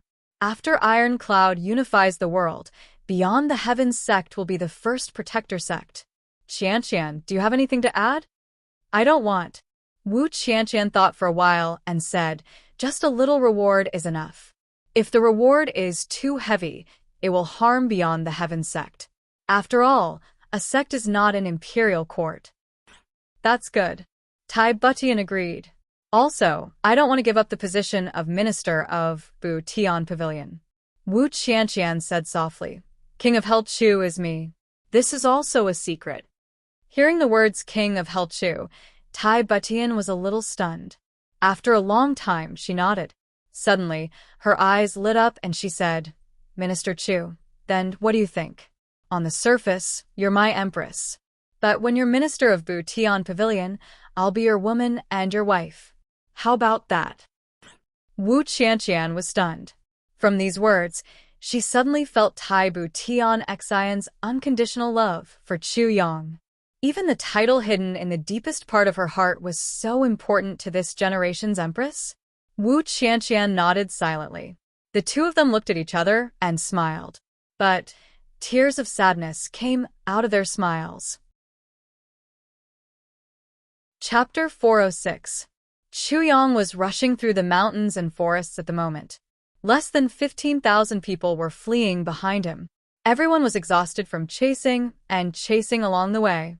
They had been going around in circles in the mountains and forests, and they had finally reached the point where they couldn't hold on any longer.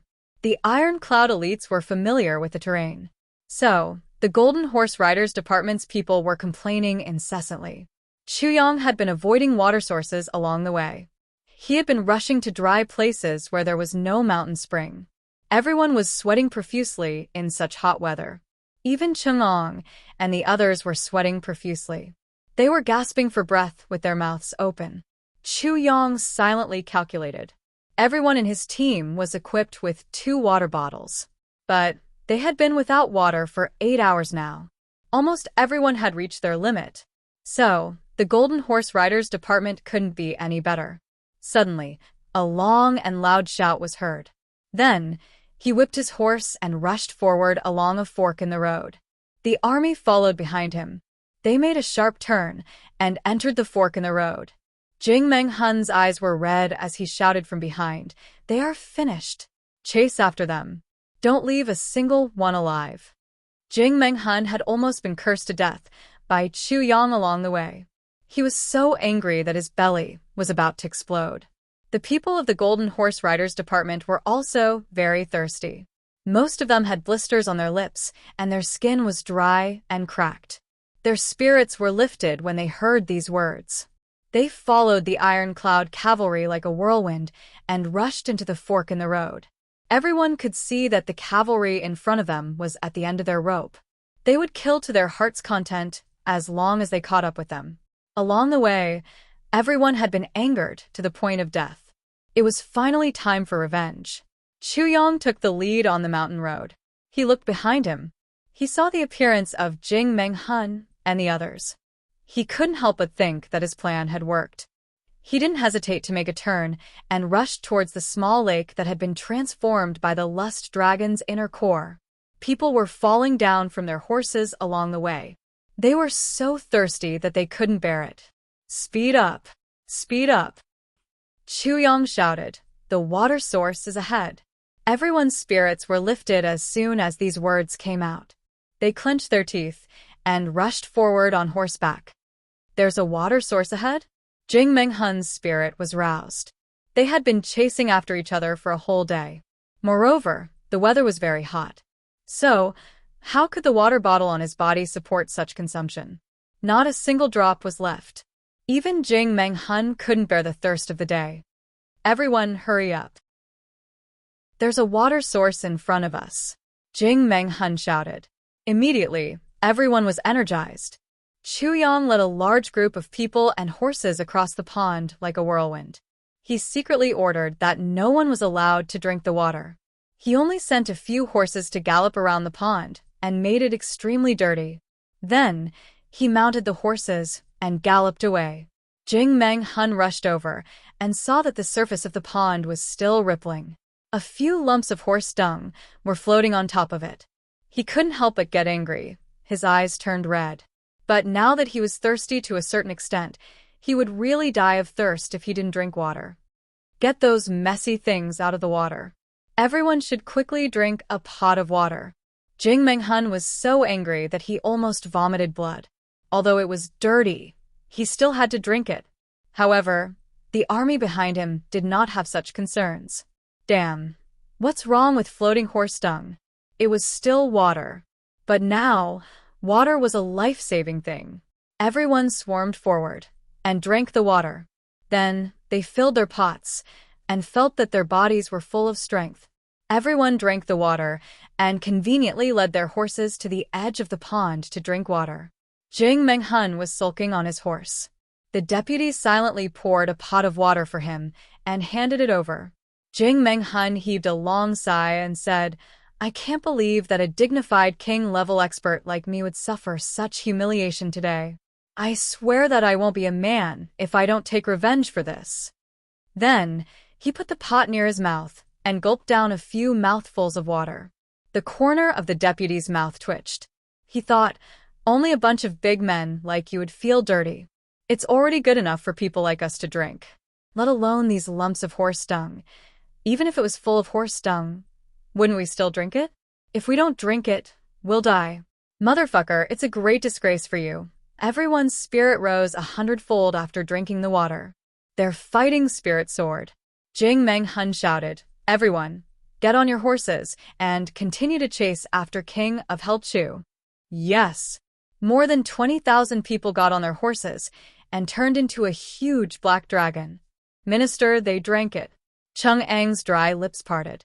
His eyes were full of schadenfreude. They didn't let their own people drink it, but let the enemy drink it. So, it's easy to imagine what was in it. Drank it? Chu Yang couldn't help but laugh out loud. he said. It's good that they drank it. It's good that they drank it. What's in the water? Chungong asked in a low voice as he galloped his horse. It's nothing. It's just some aphrodisiac. Chu Yang squinted his eyes. It's the best kind. If you don't find a woman after taking it for 5 hours, your whole body will fester and you'll die. Hiss. Chungong sucked in a mouthful of cold air. This is really poisonous. Aphrodisiac. Fuck, there hasn't been a woman within the radius of thousands of miles since this place was established as a battlefield. This move is really poisonous. Chungong smacked his lips, and his whole body shivered. He suddenly didn't feel thirsty anymore. If they used poison, they could still use the medicinal herbs from the mountains and the medicinal herbs that the army carried with them. They could still delay for a while. Although the flow of the pond was slow, it was still running water, and the toxicity wasn't heavy. If they used poison, they could still be saved. But aphrodisiac, it was really powerless. Next to him, Chen Yutong began to chuckle. What are you laughing at? Chungong asked. I'm laughing, wahahaha. Chen Yutong grinned. If those guys can't hold it in, will they do that with their horses? That. Thinking of more than 20,000 people doing it with their horses at the same time, I can't help but be overjoyed. That's what it means to be a golden horse, a knight, lying down. Fuck. Chung Eng's face was full of black lines as he cursed. He also began to laugh. Suddenly, he became a little worried and said to Chu Yang, Minister, can the horses be detoxified? Nonsense. Chu Yang looked at him speechlessly. Can a horse be your wife? Chungong lowered his head and didn't dare to speak. Let's go. Let's go to a remote place as far as possible. We'll go back to the battlefield after 2 hours. Chu Yang mischievously smiled. We'll defeat them on the battlefield in a fair and square manner. Defeat them in a fair and square manner? Chungong and Chen Yutong's facial muscles twitched at the same time. You've given them so much aphrodisiac. I reckon that those guys will begin to fester by the time they reach the battlefield. Yet, you're still shamelessly saying that we'll defeat them in a fair and square manner? Everyone spurred their horses and galloped away. Jing Meng Hun faintly felt that something was wrong. He drank the water and chased for an hour. Suddenly, he felt that it was getting hotter and hotter. Moreover, it seemed that this heat was coming from the inside of his body. King-level expert Jing felt a little ashamed. He had been riding a horse for a whole day and hadn't done anything. His thighs had long since become numb. But King-level expert Jing had shamefully discovered that he was reacting to the horse he was riding. Fuck. What's going on? Jing Menghun's mouth and tongue felt dry. He felt that his lower body was getting harder and hotter. It felt like a red-hot iron rod. It was extremely uncomfortable. King-level expert Jing was very embarrassed. He lowered his body. Damn it. If my subordinates see me riding a horse with a tent on my head, I won't be able to live anymore. He was very excited in his heart. Moreover, his blood was flowing faster. His whole body felt limp and itchy. The long-lost male impulse had returned to his body. Jing Menghun suddenly felt that the wind blowing against his face was full of gentleness. It was as gentle as the gentle hand of his wife on the night of his wedding. Jing Menghun felt a little hazy in front of his eyes. He couldn't help but recall that night. Oh, my wife, you've been gone for so many years. Jing Menghun's eyes were full of gentleness. He recalled the best years of his life. He couldn't help but sigh bitterly in his heart. He moved forward while facing the wind. His thoughts were rolling, and he was lost in thought. His subordinates were behind him. Their faces were red, and their eyes were shining with excitement. Everyone's throats were heavy, and their breathing was rhythmic. The war horses under him were getting more and more excited. They were even more vigorous and lively when they galloped. Moreover, they were even jumping up and down. If one were to look down, they would be able to see red spears protruding from the legs of the war horses. 10,000 horses were galloping, and 10,000 spears were resting on their heads. By the 4th hour, the beautiful and hazy feeling had disappeared, and everyone had sunk into a frenzy. Everyone was panting, and their eyes were red. Jing Menghun woke up from the ecstasy of his memories. He finally felt that something was wrong. He turned his head and couldn't help but be surprised. He saw that all his subordinates had the same expression as him. Their eyes were red, and they were panting. Their eyes were full of lust. Aphrodisiac. Jing Menghun was scared out of his wits. My God, when did everyone take an aphrodisiac? King-level Master Jing felt that the restlessness in his body was getting more and more intense. Jing Menghun suddenly remembered the pond. His mind flashed like lightning, and he suddenly understood everything. He couldn't help but shout with grief and indignation, King of Hell Chu, you are so poisonous. King of Hell Chu, you are so poisonous. You are so poisonous. Jing Menghun's eyes were bloodshot. King-level Master Jing understood, but he was still puzzled. Where did King of Hell Chu get so much aphrodisiac? An ordinary aphrodisiac wouldn't have any effect if it had been thrown into such a big pond with running water.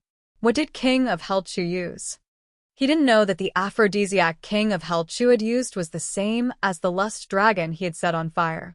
Moreover, Jing Menghun had injured the lust dragon with his own hands. It was almost as if Jing Menghun had given it to King of Hell Chu.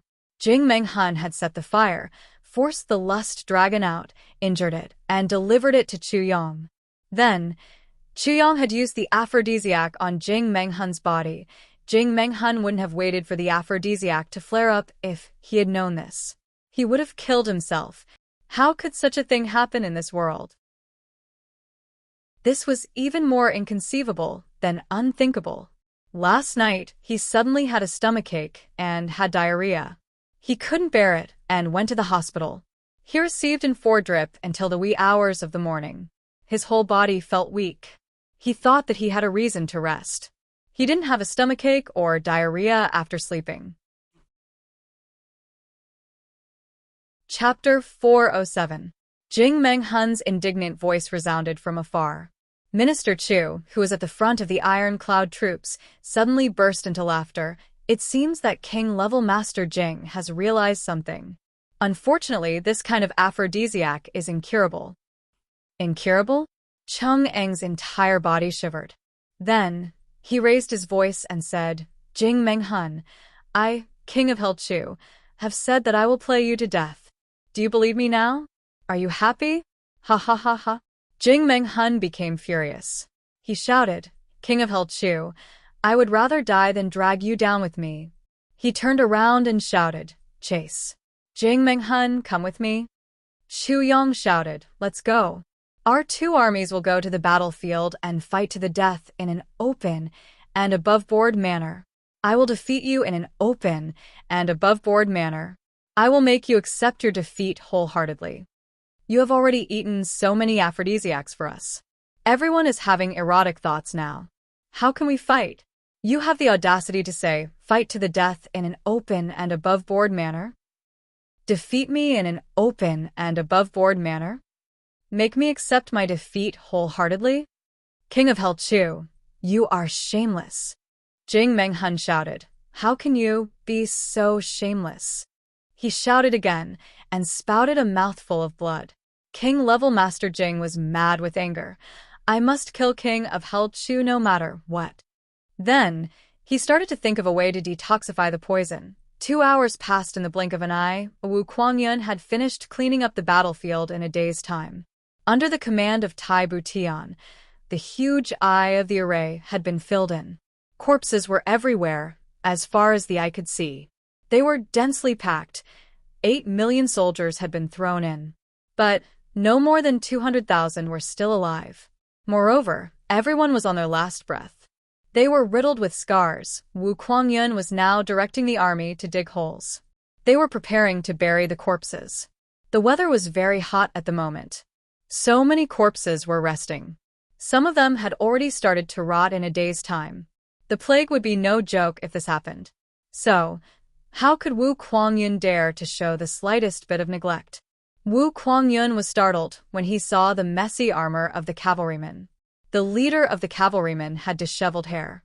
His arms were bare, and his face was covered in black dirt. He cut a sorry figure. However, he was smiling brightly. It was King of Hell Chu. The elite troops of Ironclad's army were standing behind King of Hell Chu. Wu Kuangyun was startled. This guy was already in such a sorry state. What was there to be proud of? Could it be that the Golden Horse Riders department was completely destroyed? Then, he heard a sorrowful and indignant roar. King of Hell Chu. Don't run. Come and die. Jing Meng Hun led the troops of the Golden Horse Riders department and chased after them in a frenzy. Wu Kuangyun opened his mouth wide and stared with his eyes wide open. This guy is being chased for his life, yet he can still be so proud of himself. He is a fucking genius. But how did he lead the Golden Horse Riders department back? King of Hell Chu circled his horse and roared, "Get into formation." All the horsemen got into formation behind him. They were battered and exhausted. Then they got into formation behind him. Then another majestic roar was heard. "Get ready to meet the enemy." Wu Kuangyun curled his lips and quickly ran towards his warhorse. He thought, "It's already a miracle that your troops are standing straight. But you still want to meet the enemy? It seems that I have to go into action." However, Wu Kuangyun was taken aback by what happened next. He saw that the two troops were in the same sorry state. They faced each other for a moment. Then they got into formation and charged towards each other. However, the cavalrymen of the Golden Horse Riders department fell off their horses one after another. Some of them were charging towards the enemy. Their noses and ears were rotted off. Then their arms also fell to the ground. Even the warhorses of the Golden Horse Riders department were turned into piles of rotten meat as they charged forward. Wu Kuangyun rubbed his eyes. Holy shit! What's going on? How come these people who were alive a moment ago have turned into rotting corpses in the blink of an eye? It can't be that the horses were originally rotting corpses, right? But how can these corpses make any sound? Chu Yong smiled proudly. Motherfucker, the 2-hour time limit is up.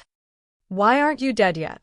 More than 20,000 men of the Golden Horse Riders department were turned into minced meat along with their horses, with a crashing sound. Moreover, Chu Yang's troops were so exhausted that they found it difficult to even lift their swords. Jing Meng Hun's troops had collapsed in a bizarre manner. Jing Meng Hun turned his head to look. Suddenly, his entire body trembled. He looked up to the sky and roared. He saw the miserable scene in front of him and then remembered that he had been poisoned by the same poison. King of Hell Chu, what kind of poison is this? Jing Meng Hun's entire body trembled. He felt that his skin was itching and had begun to fester. Jing Meng Hun, this is the lust dragon that you burned down the mountain.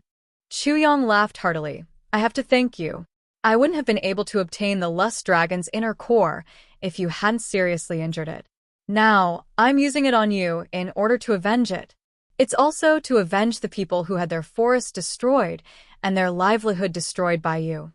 Chu Yong sneered. Jing Meng Hun, tell me, isn't this retribution?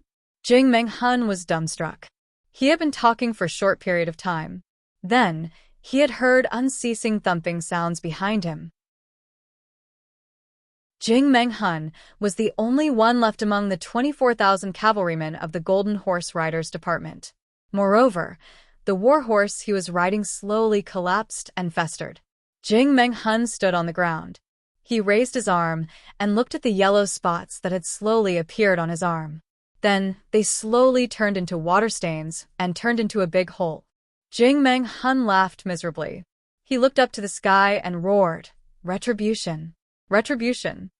He suddenly stretched out his hand and pulled out a long sword with his bony fingers. Then he fiercely chopped his own throat. His tall and sturdy body slowly fell to the ground.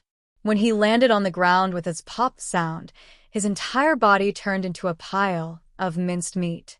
Chu Yong let out a long sigh. He looked at the pile of minced meat in front of him and felt a chill run down his spine. This Chun He is really overbearing. He suddenly remembered that he had also been poisoned by this poison. He would have turned into minced meat if it hadn't been for. His facial muscles couldn't help but tremble. He turned his head and looked towards Tai Bu Tian's commander's tent. Wu Kuangyun was rushing over with his cavalry. He was stunned on the road. He felt as if he was in a dream. Everyone rubbed their eyes. What's going on? More than 20,000 people. They were the most elite troops of the entire continent. How did they suddenly vanish like smoke in thin air? Even the leader of the Golden Horse Riders Department, who was at the peak of the king level, had committed suicide. He had turned into minced meat without exception. Everyone was petrified. The decisive battle had finally come to an end. This strange and terrifying scene would forever be branded in everyone's hearts. Chuyang rested for a while. Then he hurried to the pond. He wanted to retrieve the Lust Dragon's inner core. Fuck. This thing is too vicious. It's safer to leave it in my tribulation space. Tai Butian, Tai Longcheng, and Wu Kuangyun were discussing how to deal with the aftermath. Great Zhao's million-strong army had been annihilated. Iron Cloud's 4 million-strong army had been left with only 300,000 soldiers. No one had expected such a tragic outcome. Great Zhao's 10 Dragon Tiger generals had been killed in battle.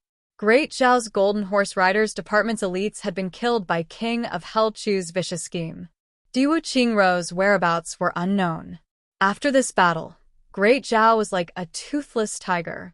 The other country, Limitless Nation, had been crippled by Diwu Qingrou before the war between Great Zhao and Iron Cloud had started. Now, it was struggling at death's door. Iron Cloud's march to unify the world had become unstoppable. It was bound to go smoothly and unify the three heavens. This outcome was already set in stone. However, Tai Butian was still depressed. She wasn't happy at all. She sighed as she looked at the scene of devastation. The night breeze was blowing. The night was long. The moon was bright, and the stars were sparse. Tai Butian and Wu Qianqian were slowly walking on top of the mountain. The smell of blood was still lingering in the air. However, the cruel war was finally over. The losses in this war were disastrous. Wu Qianqian pondered and said, "The world may be unified from now on. But I'm afraid that it will take several years to recover from this loss. It's a great disaster for the common people. I don't know how many families have lost their pillars of support and how many children have lost their fathers." Sigh. Tai Butian's complexion was heavy. She looked up at the starry sky and softly said, "It's full of helplessness. This is the human world." After a long time, she slowly said, "After the world is unified, I will grant amnesty to the world. I will re-establish the rules of governance. Only talents will be used. The common people will be exempted from taxes for 3 years. Then 3.5 years of taxes will be added. They will recuperate and recover their strength." Tai Butian was a little perplexed. She said, "Ever since I became the head of Iron Cloud, I never dreamed that the world would be under my controls. Now it's actually done. Thinking about it, it's like a dream." Wu Qianqian was silent. Tai Butian was silent for a while. She looked at the shining stars in the sky and said sadly, "Everything comes to naught after a war. Millions of soldiers are nothing. The hero's dream of unifying the world is no longer dependent on weapons." "Minister Chu has made great contributions in this war of the world," Tai Butian said with melancholy. She was obviously thinking about Chu Yang's imminent departure. Wu Qianqian also sighed. However, she said somewhat mischievously, "That's your man. This can be considered a gift from your man." "My man." Tai Butian's eyes flashed with tenderness. Suddenly, a guard in the distance shouted, "Who's there?" "It's me." It was Chu Yang's voice. "Chu Yang is here." Wu Qianqian's eyes lit up. What is he doing here at this time?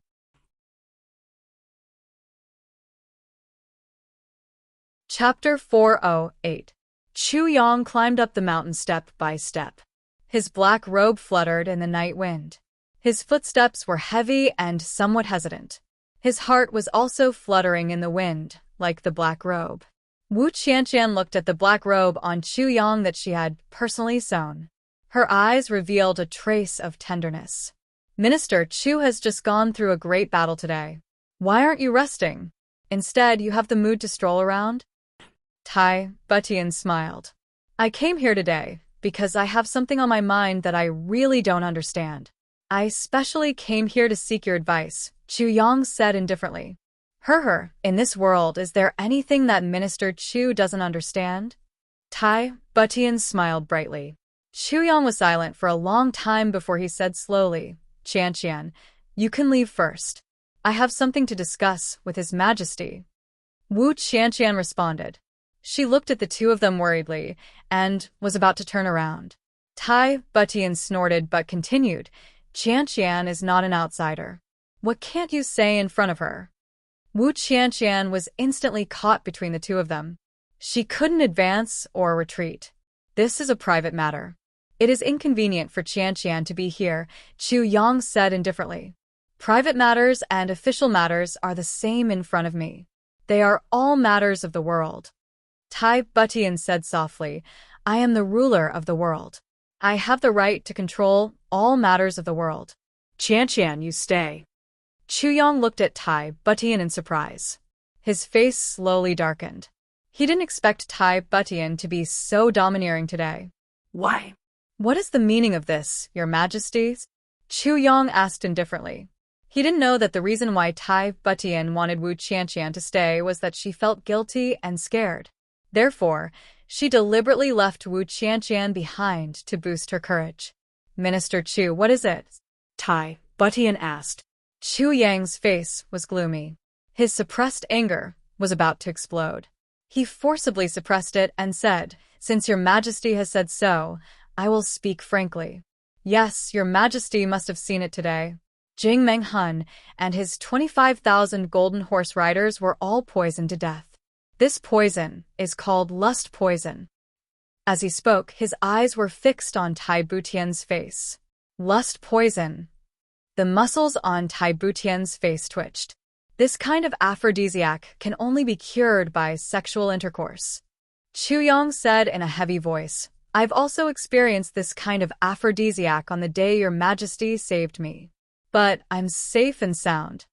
Tai Butian's gaze became somewhat evasive. Chu Yang took a step forward, his eyes still fixed on Tai Butian. He said slowly, I want to know why I didn't die. Who is the woman who saved me? Tai Butian's expression became flustered. Her mouth was agape as she looked at Chu Yang somewhat helplessly. Wu Qian looked at her nervously. I just want to know who she is. Chu Yang said softly. I didn't expect Minister Chu to finally know the truth. Tai Butian's eyes flickered, and she smiled uneasily. This is really the will of the heavens. Heaven's will?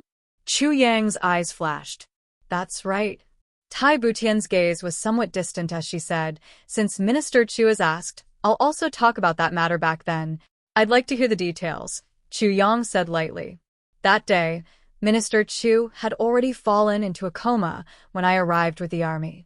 It was the two uncles Ing who risked their lives to rescue you from the encirclement of the Golden Horse Riders Department, Tai Butian said slowly.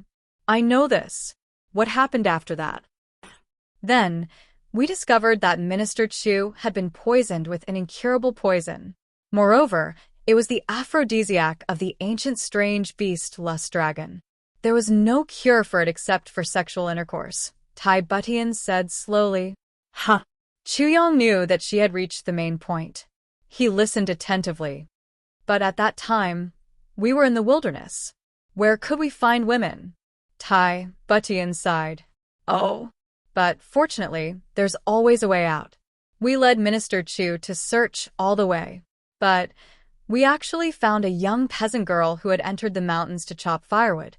Tai Butian's eyes flashed as she said softly. Wu Qian exclaimed, Ah. Tai Butian's tone seemed as if she was going to tell the truth. But who would have thought that Tai Butian would come up with such a big lie? A peasant girl? Chu Yang frowned. Her home was in the mountains. But everyone died in a big fire.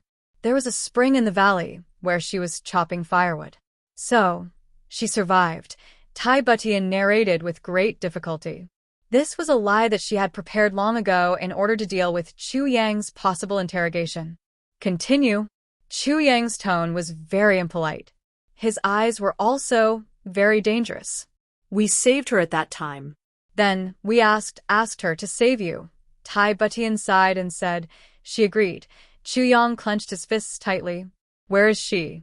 Chu Yang thought that a young girl had sacrificed her chastity for him, and he didn't even know about it. He couldn't help but feel depressed. He didn't feel humiliated. He was lucky enough to survive in that situation. How could he ask for some outstanding beauty? No matter what kind of person she was, she had used the most precious thing to save him. This was a great favor. It was also a great responsibility for a man. She was killed by me, Tai Butian said dispassionately. That young girl. Although she was a virgin, I don't think the forbidden minister needs such a burden. Besides, Minister Chu's heart belongs to someone else. I don't think you're willing to bear such a responsibility. So, after confirming that Minister Chu was fine, I killed her. At this point, an intense pain flashed across Tai Butian's eyes. Killed, yes, she was killed by me. Killed? Chu Yang was a little dazed. He murmured, killed? A pure young girl had sacrificed her dignity, her chastity, and the most precious thing in her life to save him. Yet, Tai Butian killed her. Why? Chu Yang's body trembled a little. His eyes were burning with anger and were about to spew out.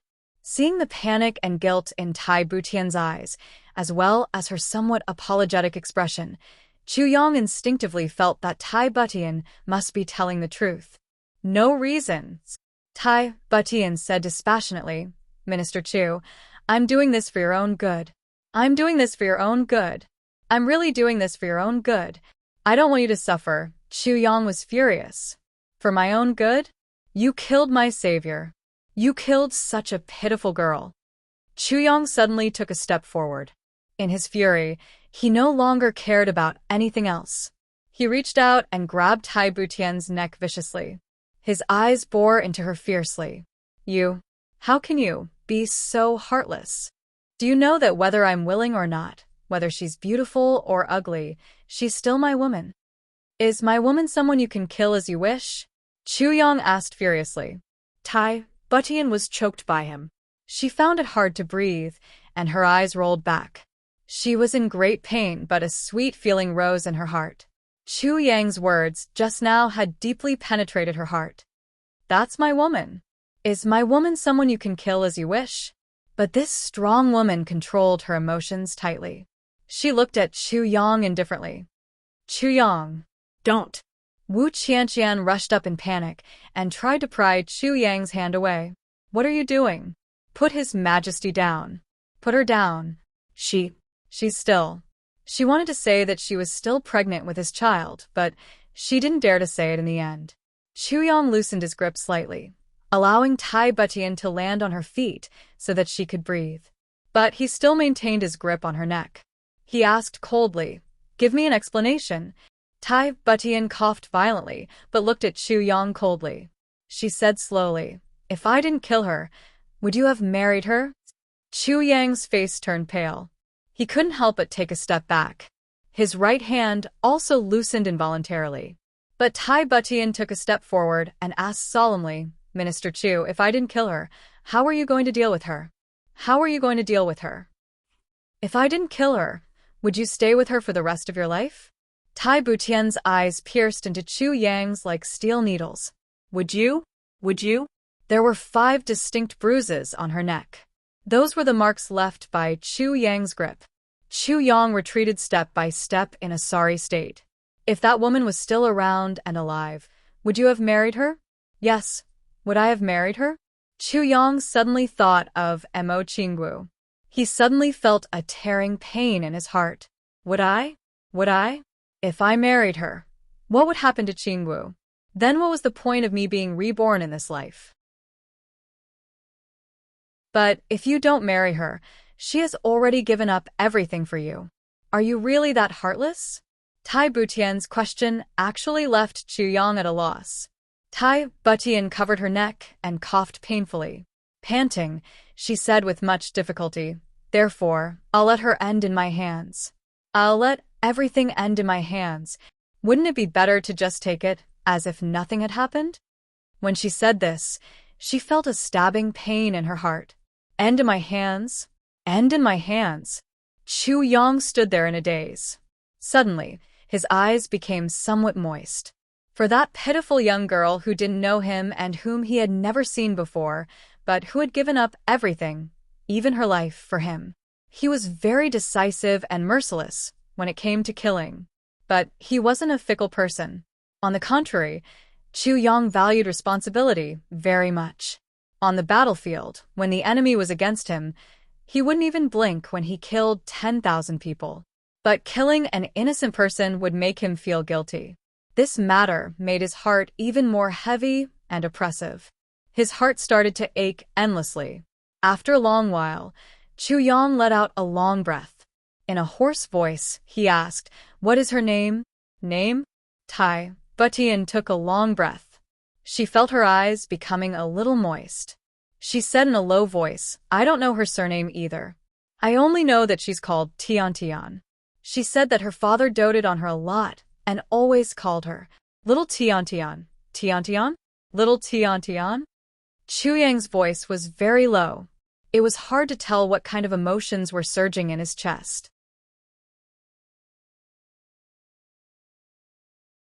Chapter 409. Little Tian. Little Tian. Chu Yong smiled miserably and said, "I didn't expect that I, Chu Yong, would owe such a debt of love." Tai Butian felt that her voice was about to choke up. She hurriedly cleared her throat and coughed a few times before she said, "Minister Chu, there's nothing we can do about it. Is there no other way?" Chu Yong smiled bitterly. Tai Butian also felt as if her heart was being torn apart. She forced herself to hold it in and laughed softly. Wu Qianqian, who was at the side, lowered her head dejectedly. She only felt endless bitterness in her heart. Was it for Tai Butian or for herself? "Where is she buried?" Chu Yong took a deep breath and said, "I want to pay my respects." He smiled sadly. "It doesn't matter if I've seen her or not. It doesn't matter what she looks like. This woman is the first woman in my life." The first woman in his life? Tai Butian's eyes lit up. She said, "It was a time of turmoil and chaos. The entire mountain was on fire. Moreover, the Golden Horse Riders Department was constantly besieging and ambushing us. I understand." Chu Yong nodded lightly. Then he turned around and placed his hands behind his back. He looked up at the starry sky and murmured, "Little Tian. Little Tian. I will never forget you in this life." The three of them remained silent for a long time. The war in the lower three heavens has already ended. Iron Cloud will soon dominate the world. As for me, it's time for me to leave. Chu Yang's tone was a little bleak. Going to the three heavens was what he had been looking forward to the most. But he didn't know why, but when he talked about leaving this place, he felt a twinge of pain in his heart. "You're leaving?" Tai Butian and Wu Qianqian asked at the same time. Both of them raised their heads at the same time. "Yes," Chu Yong said softly without turning around. The two women felt a burst of confusion at the same time, and they were unable to speak for a long time. Although he knew that this day would come sooner or later, when it really came, he was at a loss. He only felt panic in his heart, and even his mind seemed to be in a trance. "Your Majesty, please take good care of Qianqian," Chu Yong said in a low voice. "Don't worry about that." Gritting her teeth, Tai Butian sucked in a breath of cold air and said, "When I ascend the throne, Qianqian will be my empress." "Empress?" Chu Yang's heart fiercely shook. He turned around like a whirlwind and looked at the two in disbelief. "You two?" Wu Qianqian smiled sadly and said, "So you don't have to worry about me." Chu Yong looked at her deeply for a long time. Then he finally let out a soft sigh. He didn't know what kind of feeling he had in his heart. He had mixed feelings. Then he finally said with difficulty, "Since that's the case, then I can rest assured." Wu Qianqian's heart ached. She asked softly, "When are you leaving?" "I'll drive you." "Why do you need to send me off?" Chu Yong said lightly, "No need." "No, this is a must." Wu Qianqian shook her head resolutely and said sadly, "I still have to shoulder the position of King of Hell Chu that you left behind. Now that the real King of Hell is leaving, how can I not send him off?" King of Hell Chu, ha ha ha. Chu Yang laughed in a hoarse voice. After a long time, he said, "Tomorrow morning, I will leave this place and go to Beyond the Heavens sect to see little Tian Tian, who had sacrificed everything for me. Then I will go straight to the entrance of the three heavens from there. Tomorrow so early." Tai Bu Tian's body swayed a little. Ha! Chu Yang laughed lightly. "Is there anything in the lower three heavens that you're reluctant to part with?" He shook his head gently and said with a bitter smile, "No, there's nothing left." The two women felt heartache at the same time. Their noses turned sour at the same time. No more reluctance. Is there really nothing left? Do you know what you've left behind? What have you left behind? Chu Yang paused for a while. Then he turned around and said, "Take care of yourself." Ha ha ha. Then he floated up. His black robe fluttered in the wind. It issued a whoosh sound as he pounced down from the peak of the mountain. He quickly disappeared into the night sky. He didn't look back from the beginning to the end. Early in the morning of the second day, the sky had just begun to brighten. Chu Yang's black robe fluttered in the wind. He walked out of the camp in light clothes. He was carrying a small package in his hand. He looked back with some reluctance. But endless bitterness rose in his heart. He didn't know why. But he eventually chuckled and shook his head. Then, he walked out in a relaxed manner. He turned around the colonel. But he was suddenly stunned. He saw that 4 people and 4 horses were already waiting here. Tai Bu Tian, Ing, and Wu Qian. "Minister, are you leaving?" Tai Bu Tian's voice trembled a little. She had tried her best to control herself. But she still couldn't help it. Wu Qian looked at Chu Yang in a daze. Her tears couldn't stop flowing. But she couldn't bear to wipe them away. She was afraid that Chu Yang would disappear in the blink of an eye. "I don't know when I'll meet him again. Haha, we've settled our grudges. It's time to go." When Chu Yang said these words, the sky suddenly turned dark. The sky, which had just started to brighten up a moment ago, unexpectedly returned to darkness once again. This darkness lasted for a short time. It dissipated after a quarter of an hour. But the 5 people faintly realized that the sky seemed to be different. Chu Yang's heart was stirred up. "It seems that my change of fate has been completed. My future has fallen into the unknown again." Chu Yang suddenly longed to go to Mo Qingwu's side. "I'm leaving," Chu Yang said softly. "Take care." Tai Bu Tian's body trembled violently. She looked deeply at Chu Yang and said softly, "Minister Chu, you've given me too much in just over a year. I'll always remember this period of time." She paused and said in a trembling voice, "This year is probably the happiest time of my life." Chu Yang saw Tai Bu Tian revealing her true feelings. He couldn't help but feel a little emotional. He said, "Your Majesty, you don't have to be so sentimental. The future is long. You and I may meet again someday." "Meet again?" Tai Bu Tian's eyes lit up. "Minister Chu, you mean, maybe?" "I'll come back," Chu Yang said quietly. "Minister Chu, take care. The mountains are high and the rivers are long. We'll meet again someday." The 2 shadows cupped their hands together and saluted. "We'll remember your great kindness in our hearts. We won't say anything more." "Well, I hope you 2 take good care of His Majesty," Chu Yang said with a smile. "Of course." The shadow took a deep breath and said almost as if he was making an oath, "Minister, don't worry. As long as we're still breathing, His Majesty and Miss Wu won't lose a hair." Chu Yang. Wu Qian slowly walked forward with a package in her hands. Tai Bu Tian and the shadow sighed and took a step back. "These are the black robes I made for you. There's a total of 7 of them." Wu Qian said with a choked voice, "Take them with you. Every stitch and every thread of these robes was made by me. I remember you said that you like black robes, right?" "Yes." Chu Yang felt a lump in his chest. He said with difficulty, "Thank you, Qian. I only hope that you'll be safe and sound," Wu Qian said in a daze.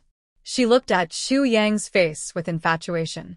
She slowly walked to his side and tidied his lapel, robe, and then the hem of the black robe. She tidied every part of his body. Sparkling and translucent tears fell to the ground in bunches. Chu Yang held the package, but it seemed as if he was holding the heart of an innocent girl. He suddenly felt as heavy as a mountain. There were 7 such black robes in the tribulation space. They were also made by Wu Qian. He took a deep breath and said, Qian, don't be like this. You'll be the empress in the future. People will laugh at you if they see you like this. Taibu Tian looked at Wu Qian tidying up Chu Yang's clothes like a wife tidying up her husband's luggage for a long journey. A strange look suddenly appeared in her eyes. Envy, jealousy, I'm leaving. Chu Yang controlled himself and didn't hug Wu Qian. After all, Taibu Tian was still at the side, and Wu Qian was going to be Taibu Tian's empress. So he took a step back. However, Wu Qian suddenly took a step forward and suddenly hugged him. She buried her head in his chest, sobbing silently in grief. She hugged him so tightly and with so much strength as if they would never see each other again. Chu Yang only felt a tremor in the soft part of his heart.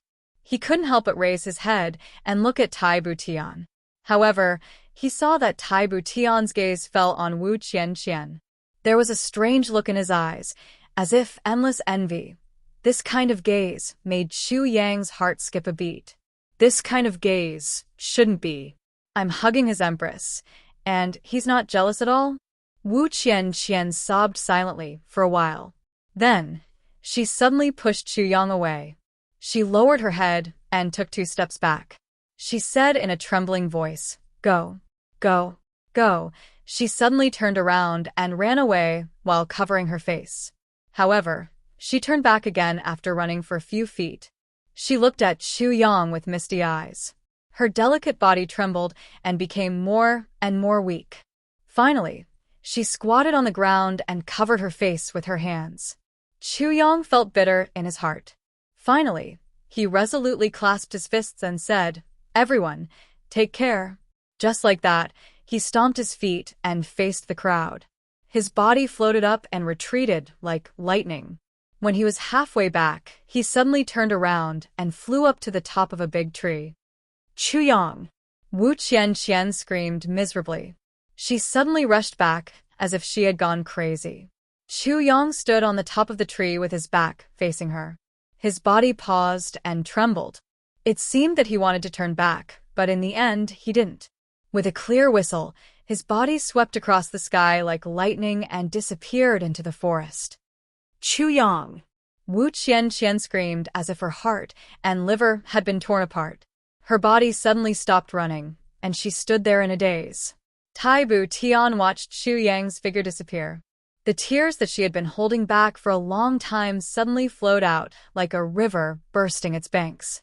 Her whole body trembled as if she was drifting in the wind. After a long time, she retracted her gaze from that direction. She walked to the area where Chu Yang had stood. She squatted down and stretched out her finger. She drew 2 clear footprints in the area where Chu Yang had stepped on. Then, she looked at this pair of footprints in a daze. Tears streamed down her cheeks. Chu Yang, will you still come? You've left such a clear and heavy mark in my heart in the lower 3 heavens. Are you going to leave just like that? You owe so many debts. Are you going to leave just like that? Chapter 410. The war between Iron Cloud and Great Zhao had come to an end. Great Zhao's army had been completely annihilated. None of the 10 dragon and tiger generals had survived, and Diwu Qingro had gone missing. Iron Cloud's unification of the world was already unstoppable. In Great Zhao Prefecture, the 2 brothers, Yin Wu Fa and Yin Wu Tian, had received Diwu Qingro's secret order. They had immediately started the purge. First, they beheaded the entire royal family. Then, they massacred the court officials one by one. Finally, they beheaded their long-suspected enemy, Cheng Yunhe. The entire upper echelon of Great Zhao had been killed by these 2 men. Then, these 2 brothers took the men of the Golden Horse Riders Department and fled into the mountains. It was said that no one had seen these 2 king-level experts since then. Tai Longcheng and Wu Quangyun had reorganized a 1,000,000-strong army. Then they went all the way to the south and swept across the world. The emperor of Iron Cloud Nation, Tai Tian, returned to Iron Cloud Citadel. He immediately went to Wu Yunliang of Beyond the Heaven sect to ask for Wu Yunliang's hand in marriage. After obtaining Wu Yunliang's approval, Tai Tian married Wu Qian as the Empress of Iron Cloud Nation in a grand ceremony. His actions were so quick that it caused everyone to be greatly astonished. During the wedding, the ministers of Iron Cloud finally understood. Although the bride was a peerless beauty, her waist and abdomen seemed to be a little bloated. No wonder His Majesty was so anxious. It turned out that Miss Wu was already pregnant, therefore, all the ministers came together to congratulate him. Everyone was beaming with joy. Iron Cloud was about to unify the world, and the ruler of the country had a descendant. This was simply a double blessing. The only unexpected thing was that King of Hell Chu hadn't come to congratulate him. He had only sent a congratulatory gift. After Tai Tian's wedding, Wu Qian, the Rakshasa lady of Tian Pavilion, disappeared from Tian Pavilion and became the Empress of the Eastern Palace. This matter may have put Minister Chu in a bad mood. Therefore, Minister Chu assigned more and more tasks, and his methods became even more swift and decisive. At the same time, Tai Tian issued an imperial edict. Tian Pavilion will be incorporated into the national organization and become an independent supervisory department. He would be responsible for all the officials of the world. Minister Chu would have full authority to deal with anyone who was found to have violated the law. As a result, Heaven Mending Pavilion came out from the shadows into the light, and its power was enormous. Minister Chu's ferocious name instantly covered the entire Seven Seas continent. Tai Longcheng's expeditionary army won one victory after another. It was as if they were crushing dry weeds and smashing rotten wood. They almost didn't encounter any resistance. Iron Cloud's million-strong army reached Great Zhao in less than half a year, and Great Zhao was destroyed. Therefore, Wu Kuangyun continued to lead the army south to attack the limitless sword god. Tai Longcheng led his army north to wipe out the prairie wolves. Right at this moment, Tai Tian suddenly announced to the world that Empress Wu Qian had successfully given birth to a son. Tai Tian was overjoyed and personally named him Taiyang. He also said, "I hope that when the child grows up, he can be like a white poplar that soars to the sky, indomitable spirit." After Taiyang turned a month old, Tai Tian personally conferred Taiyang the title of Crown Prince. Thus, he decided on the next monarch. The entire nation rejoiced. These were all words for another time. On that day, Chu Yang went to the place where the battle with the Golden Horse Riders department had taken place. He paced back and forth for a long time. Then he finally let out a long sigh. He brandished his sword and flattened an entire mountain wall. Then he carved a few big words with the tip of his sword. Then he floated away. Tian. Sweetie, it was just these 5 words. Chu Yang sighed sadly. Hundreds of thoughts were running through his mind. Chu Yang's black robe fluttered in the wind as he rushed into a mountain pass that was filled with clouds and mist. This was the entrance to the 3 heavens. Without the slightest hesitation, Chu Yang barged into this passageway that he had walked through once before. His body was surrounded by 7-colored radiance. It was dreamy and illusory. After passing through the long passageway, he arrived at a platform. Chu Yang's expression was calm as he stepped onto the stone platform.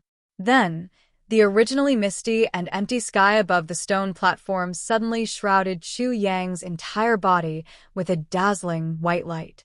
The white light flashed, and Chu Yang's body rose up. Chu Yang suddenly remembered many things when he was about to leave the lower 3 heavens. Wu Qian was crazily running towards him. She was sobbing as she shouted, "Chu Yang!" Chu Yang closed his eyes and sighed sadly. Then, he recalled Tai Tian's strange and envious look when Wu Qian had thrown herself into his arms. Why did I think of this? Chu Yang forced a smile. However, he seemed to hear Tai Tian's clear voice in his ears. I'm afraid that this past year has been the happiest time of my life. Chu Yang closed his eyes. When he opened his eyes, Chu Yang realized that he was already in midair. He was falling down. Below him was a plain with green grass. There were undulating mountains in the distance.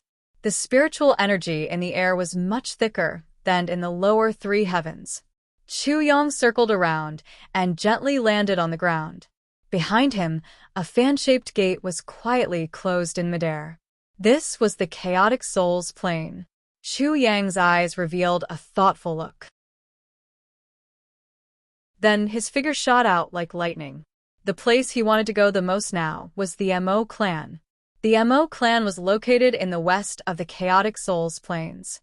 After all, the Mo clan was located there. The journey to the north was much shorter. But he had to pass through the Tsanglan battlefront. It was very dangerous. But how could Chu Yang be afraid of any danger? The Tsanglan battlefront was very busy at the moment. Perhaps Du Xing and the others were also there. Chu Yang's heart was filled with eagerness as he thought of his brothers whom he hadn't seen for a long time. Brothers, how are you now? Qingwu, I'm coming. The entire lower three heavens and the upper three heavens were affected by the changes in the world this morning. Many people of the upper three heavens big clans immediately went into closed-door training to comprehend the astronomical phenomenon. However, they found that the astronomical phenomenon was a mess.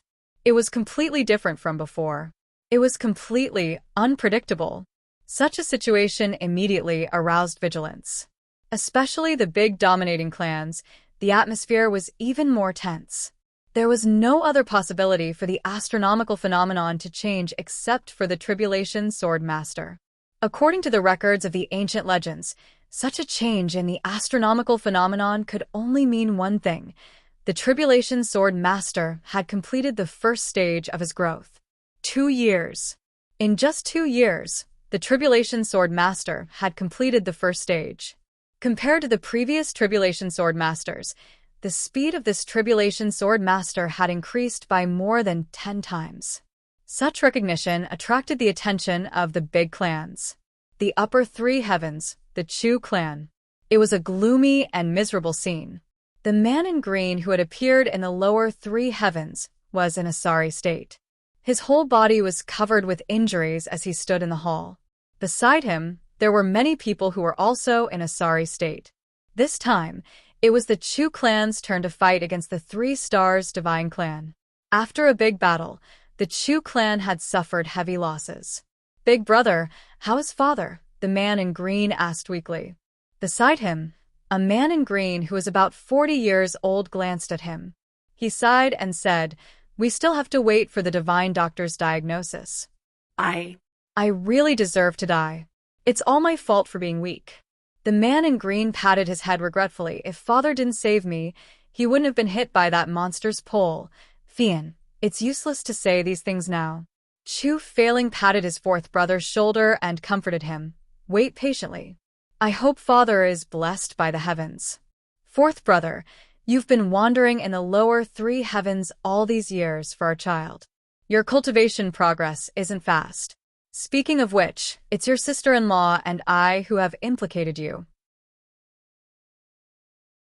"Big brother, what are you saying?" The man in green, Chu Fian, said seriously. "That's my nephew. How can I not look for him? Only Kuchen couldn't be found." Chu Failing sighed and said, "I still have to thank you. It's been hard on you all these years." While they were talking, an old man walked out from the inner hall with a heavy expression. "Mr. Yu, how's my father?" The 2 men went forward to greet him.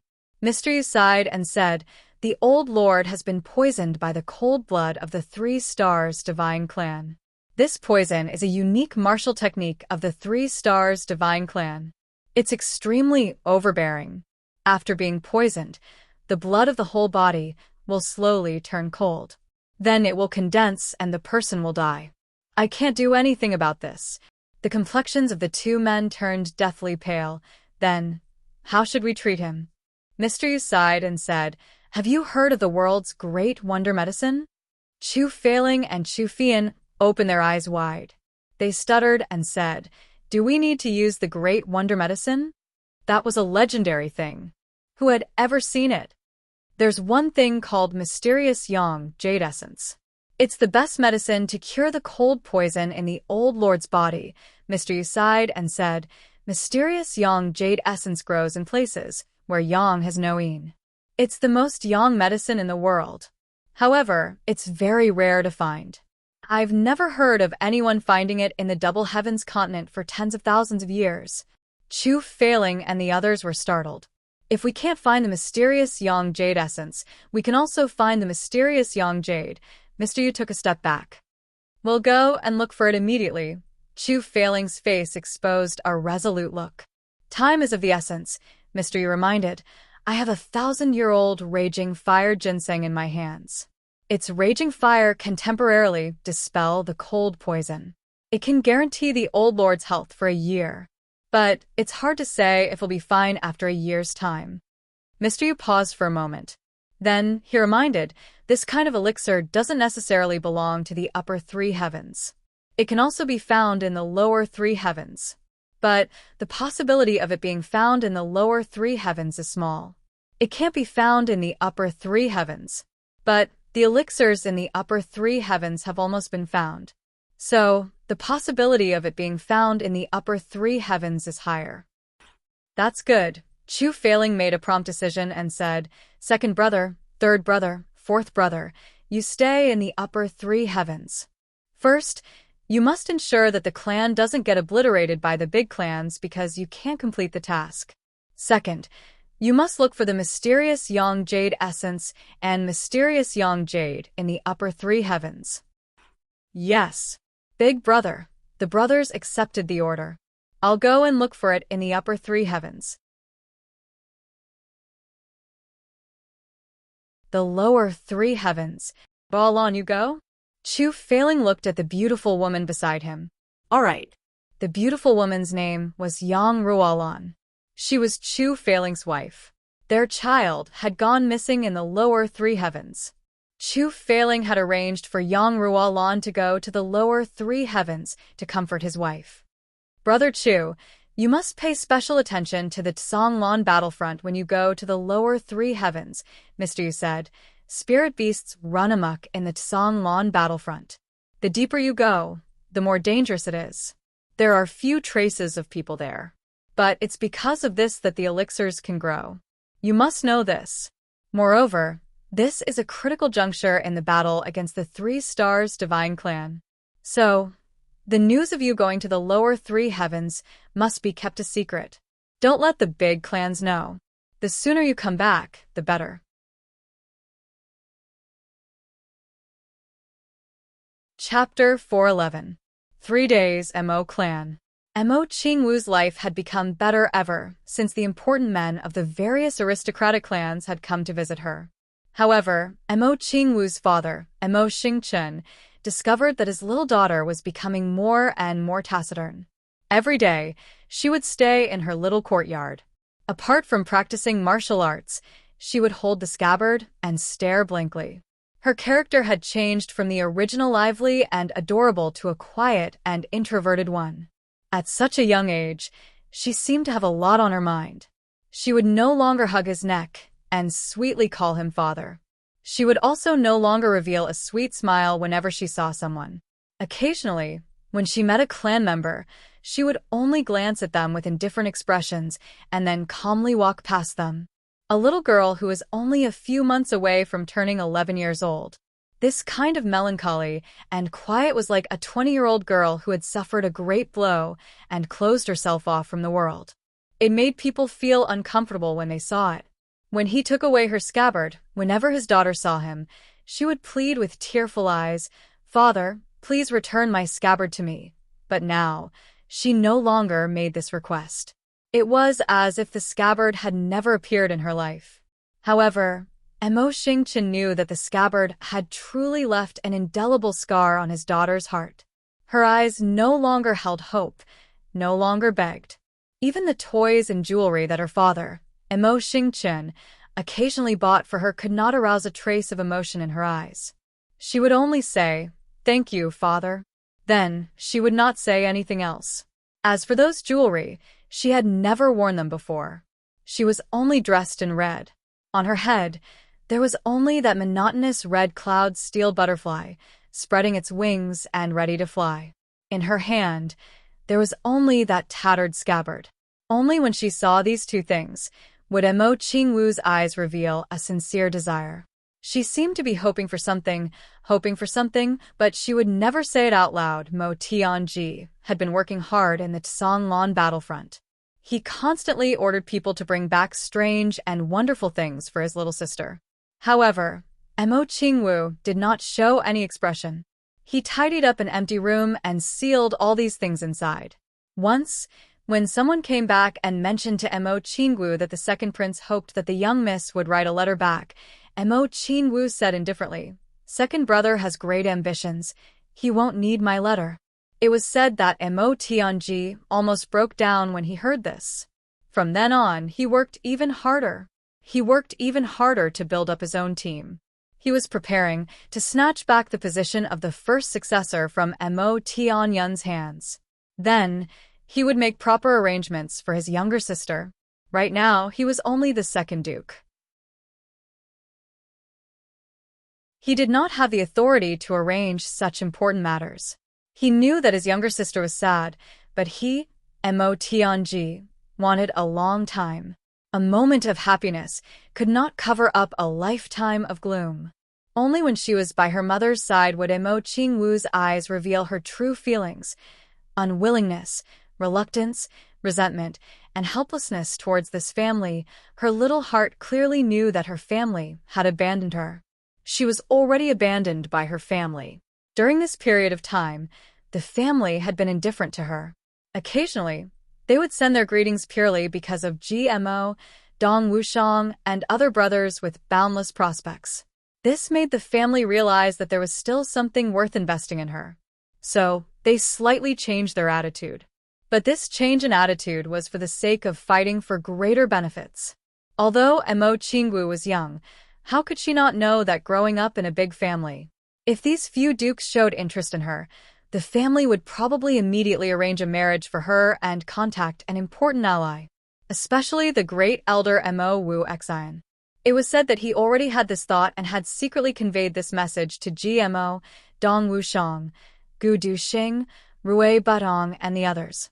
If not for the fact that they all rejected her because of her young age, I'm afraid that she would have already been someone's fiancée by now. "Young miss, Madam invites you over for a moment." The maid reported. "Okay." Mo Qingwu stood up lightly. Compared to when she was in the lower three heavens, she was already half a head taller, but her figure was still very thin and weak. She slowly walked out of the room. During this time, she had been practicing martial arts with greater effort, but it was to no avail. Moreover, once the spiritual power was channeled to her chest, when it was channeled, she would feel pain, and it wouldn't flow smoothly. This made her feel even more hopeless. "Little Wu, you're here." Madame Mo looked at her younger daughter with some heartache. She had always seen the changes in her daughter during this time, and her heart ached for her, but she was powerless to do anything. Although she was Mo Qingwu's biological mother, she was still only a woman. In this big world where male power reigned supreme and men had many wives and concubines, the status of women was very low. She had no say in the family's affairs. She had no other choice but to accept the family's decision.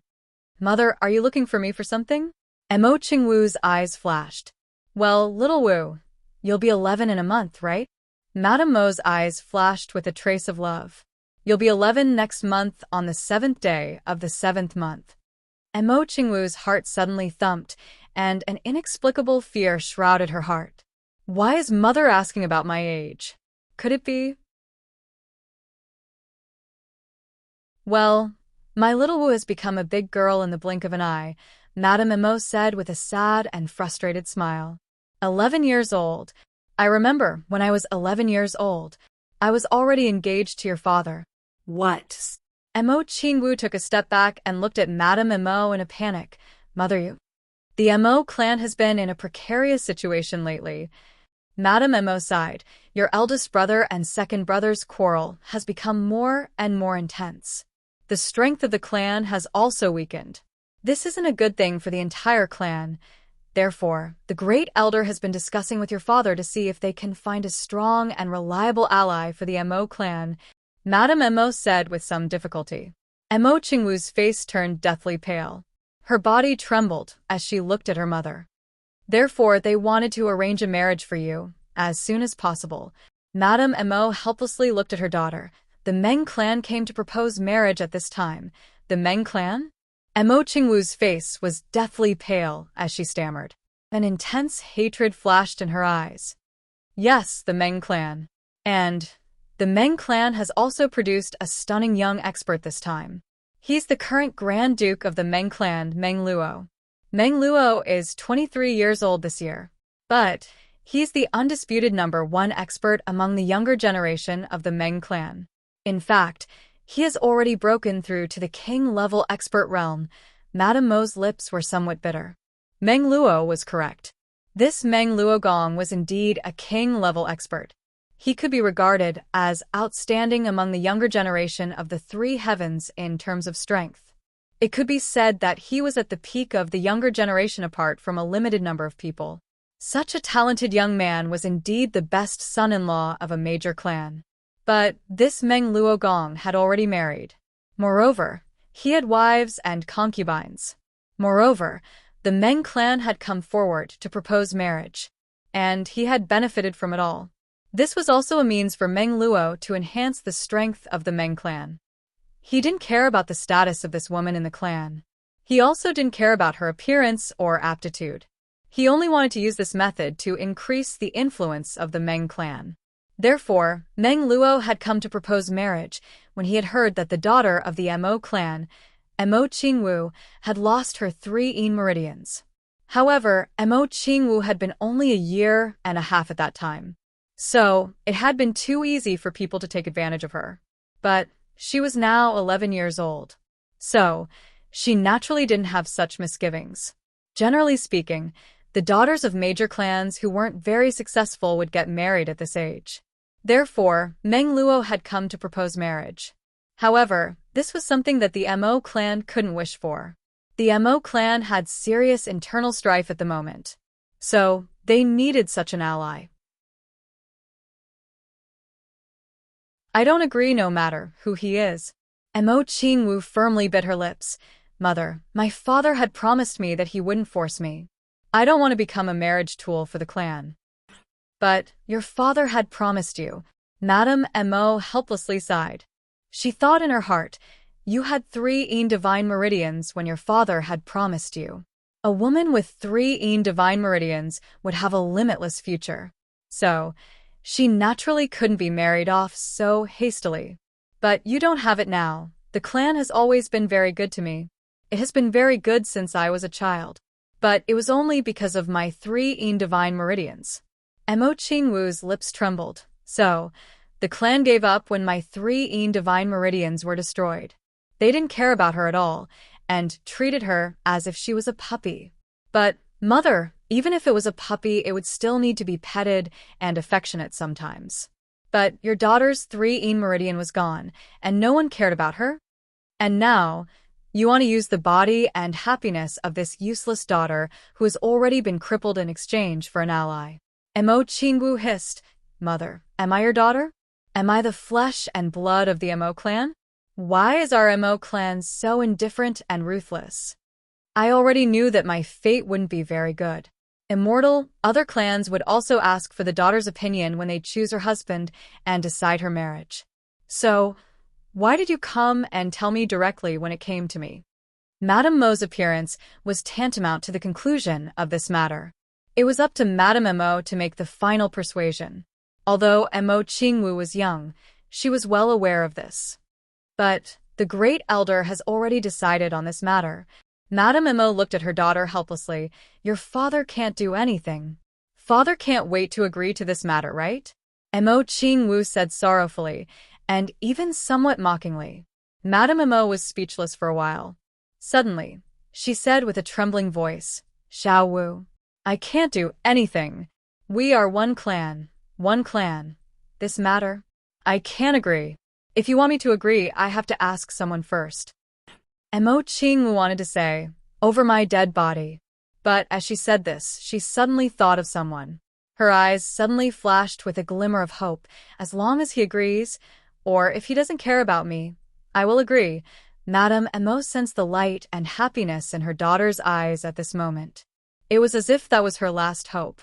Her heart couldn't help but tighten as she asked, "Who?" You're tuning in to the Li Mei's Wuxia Whispers YouTube channel. We're so grateful for your support, and don't forget to subscribe to join us on this incredible journey through captivating stories.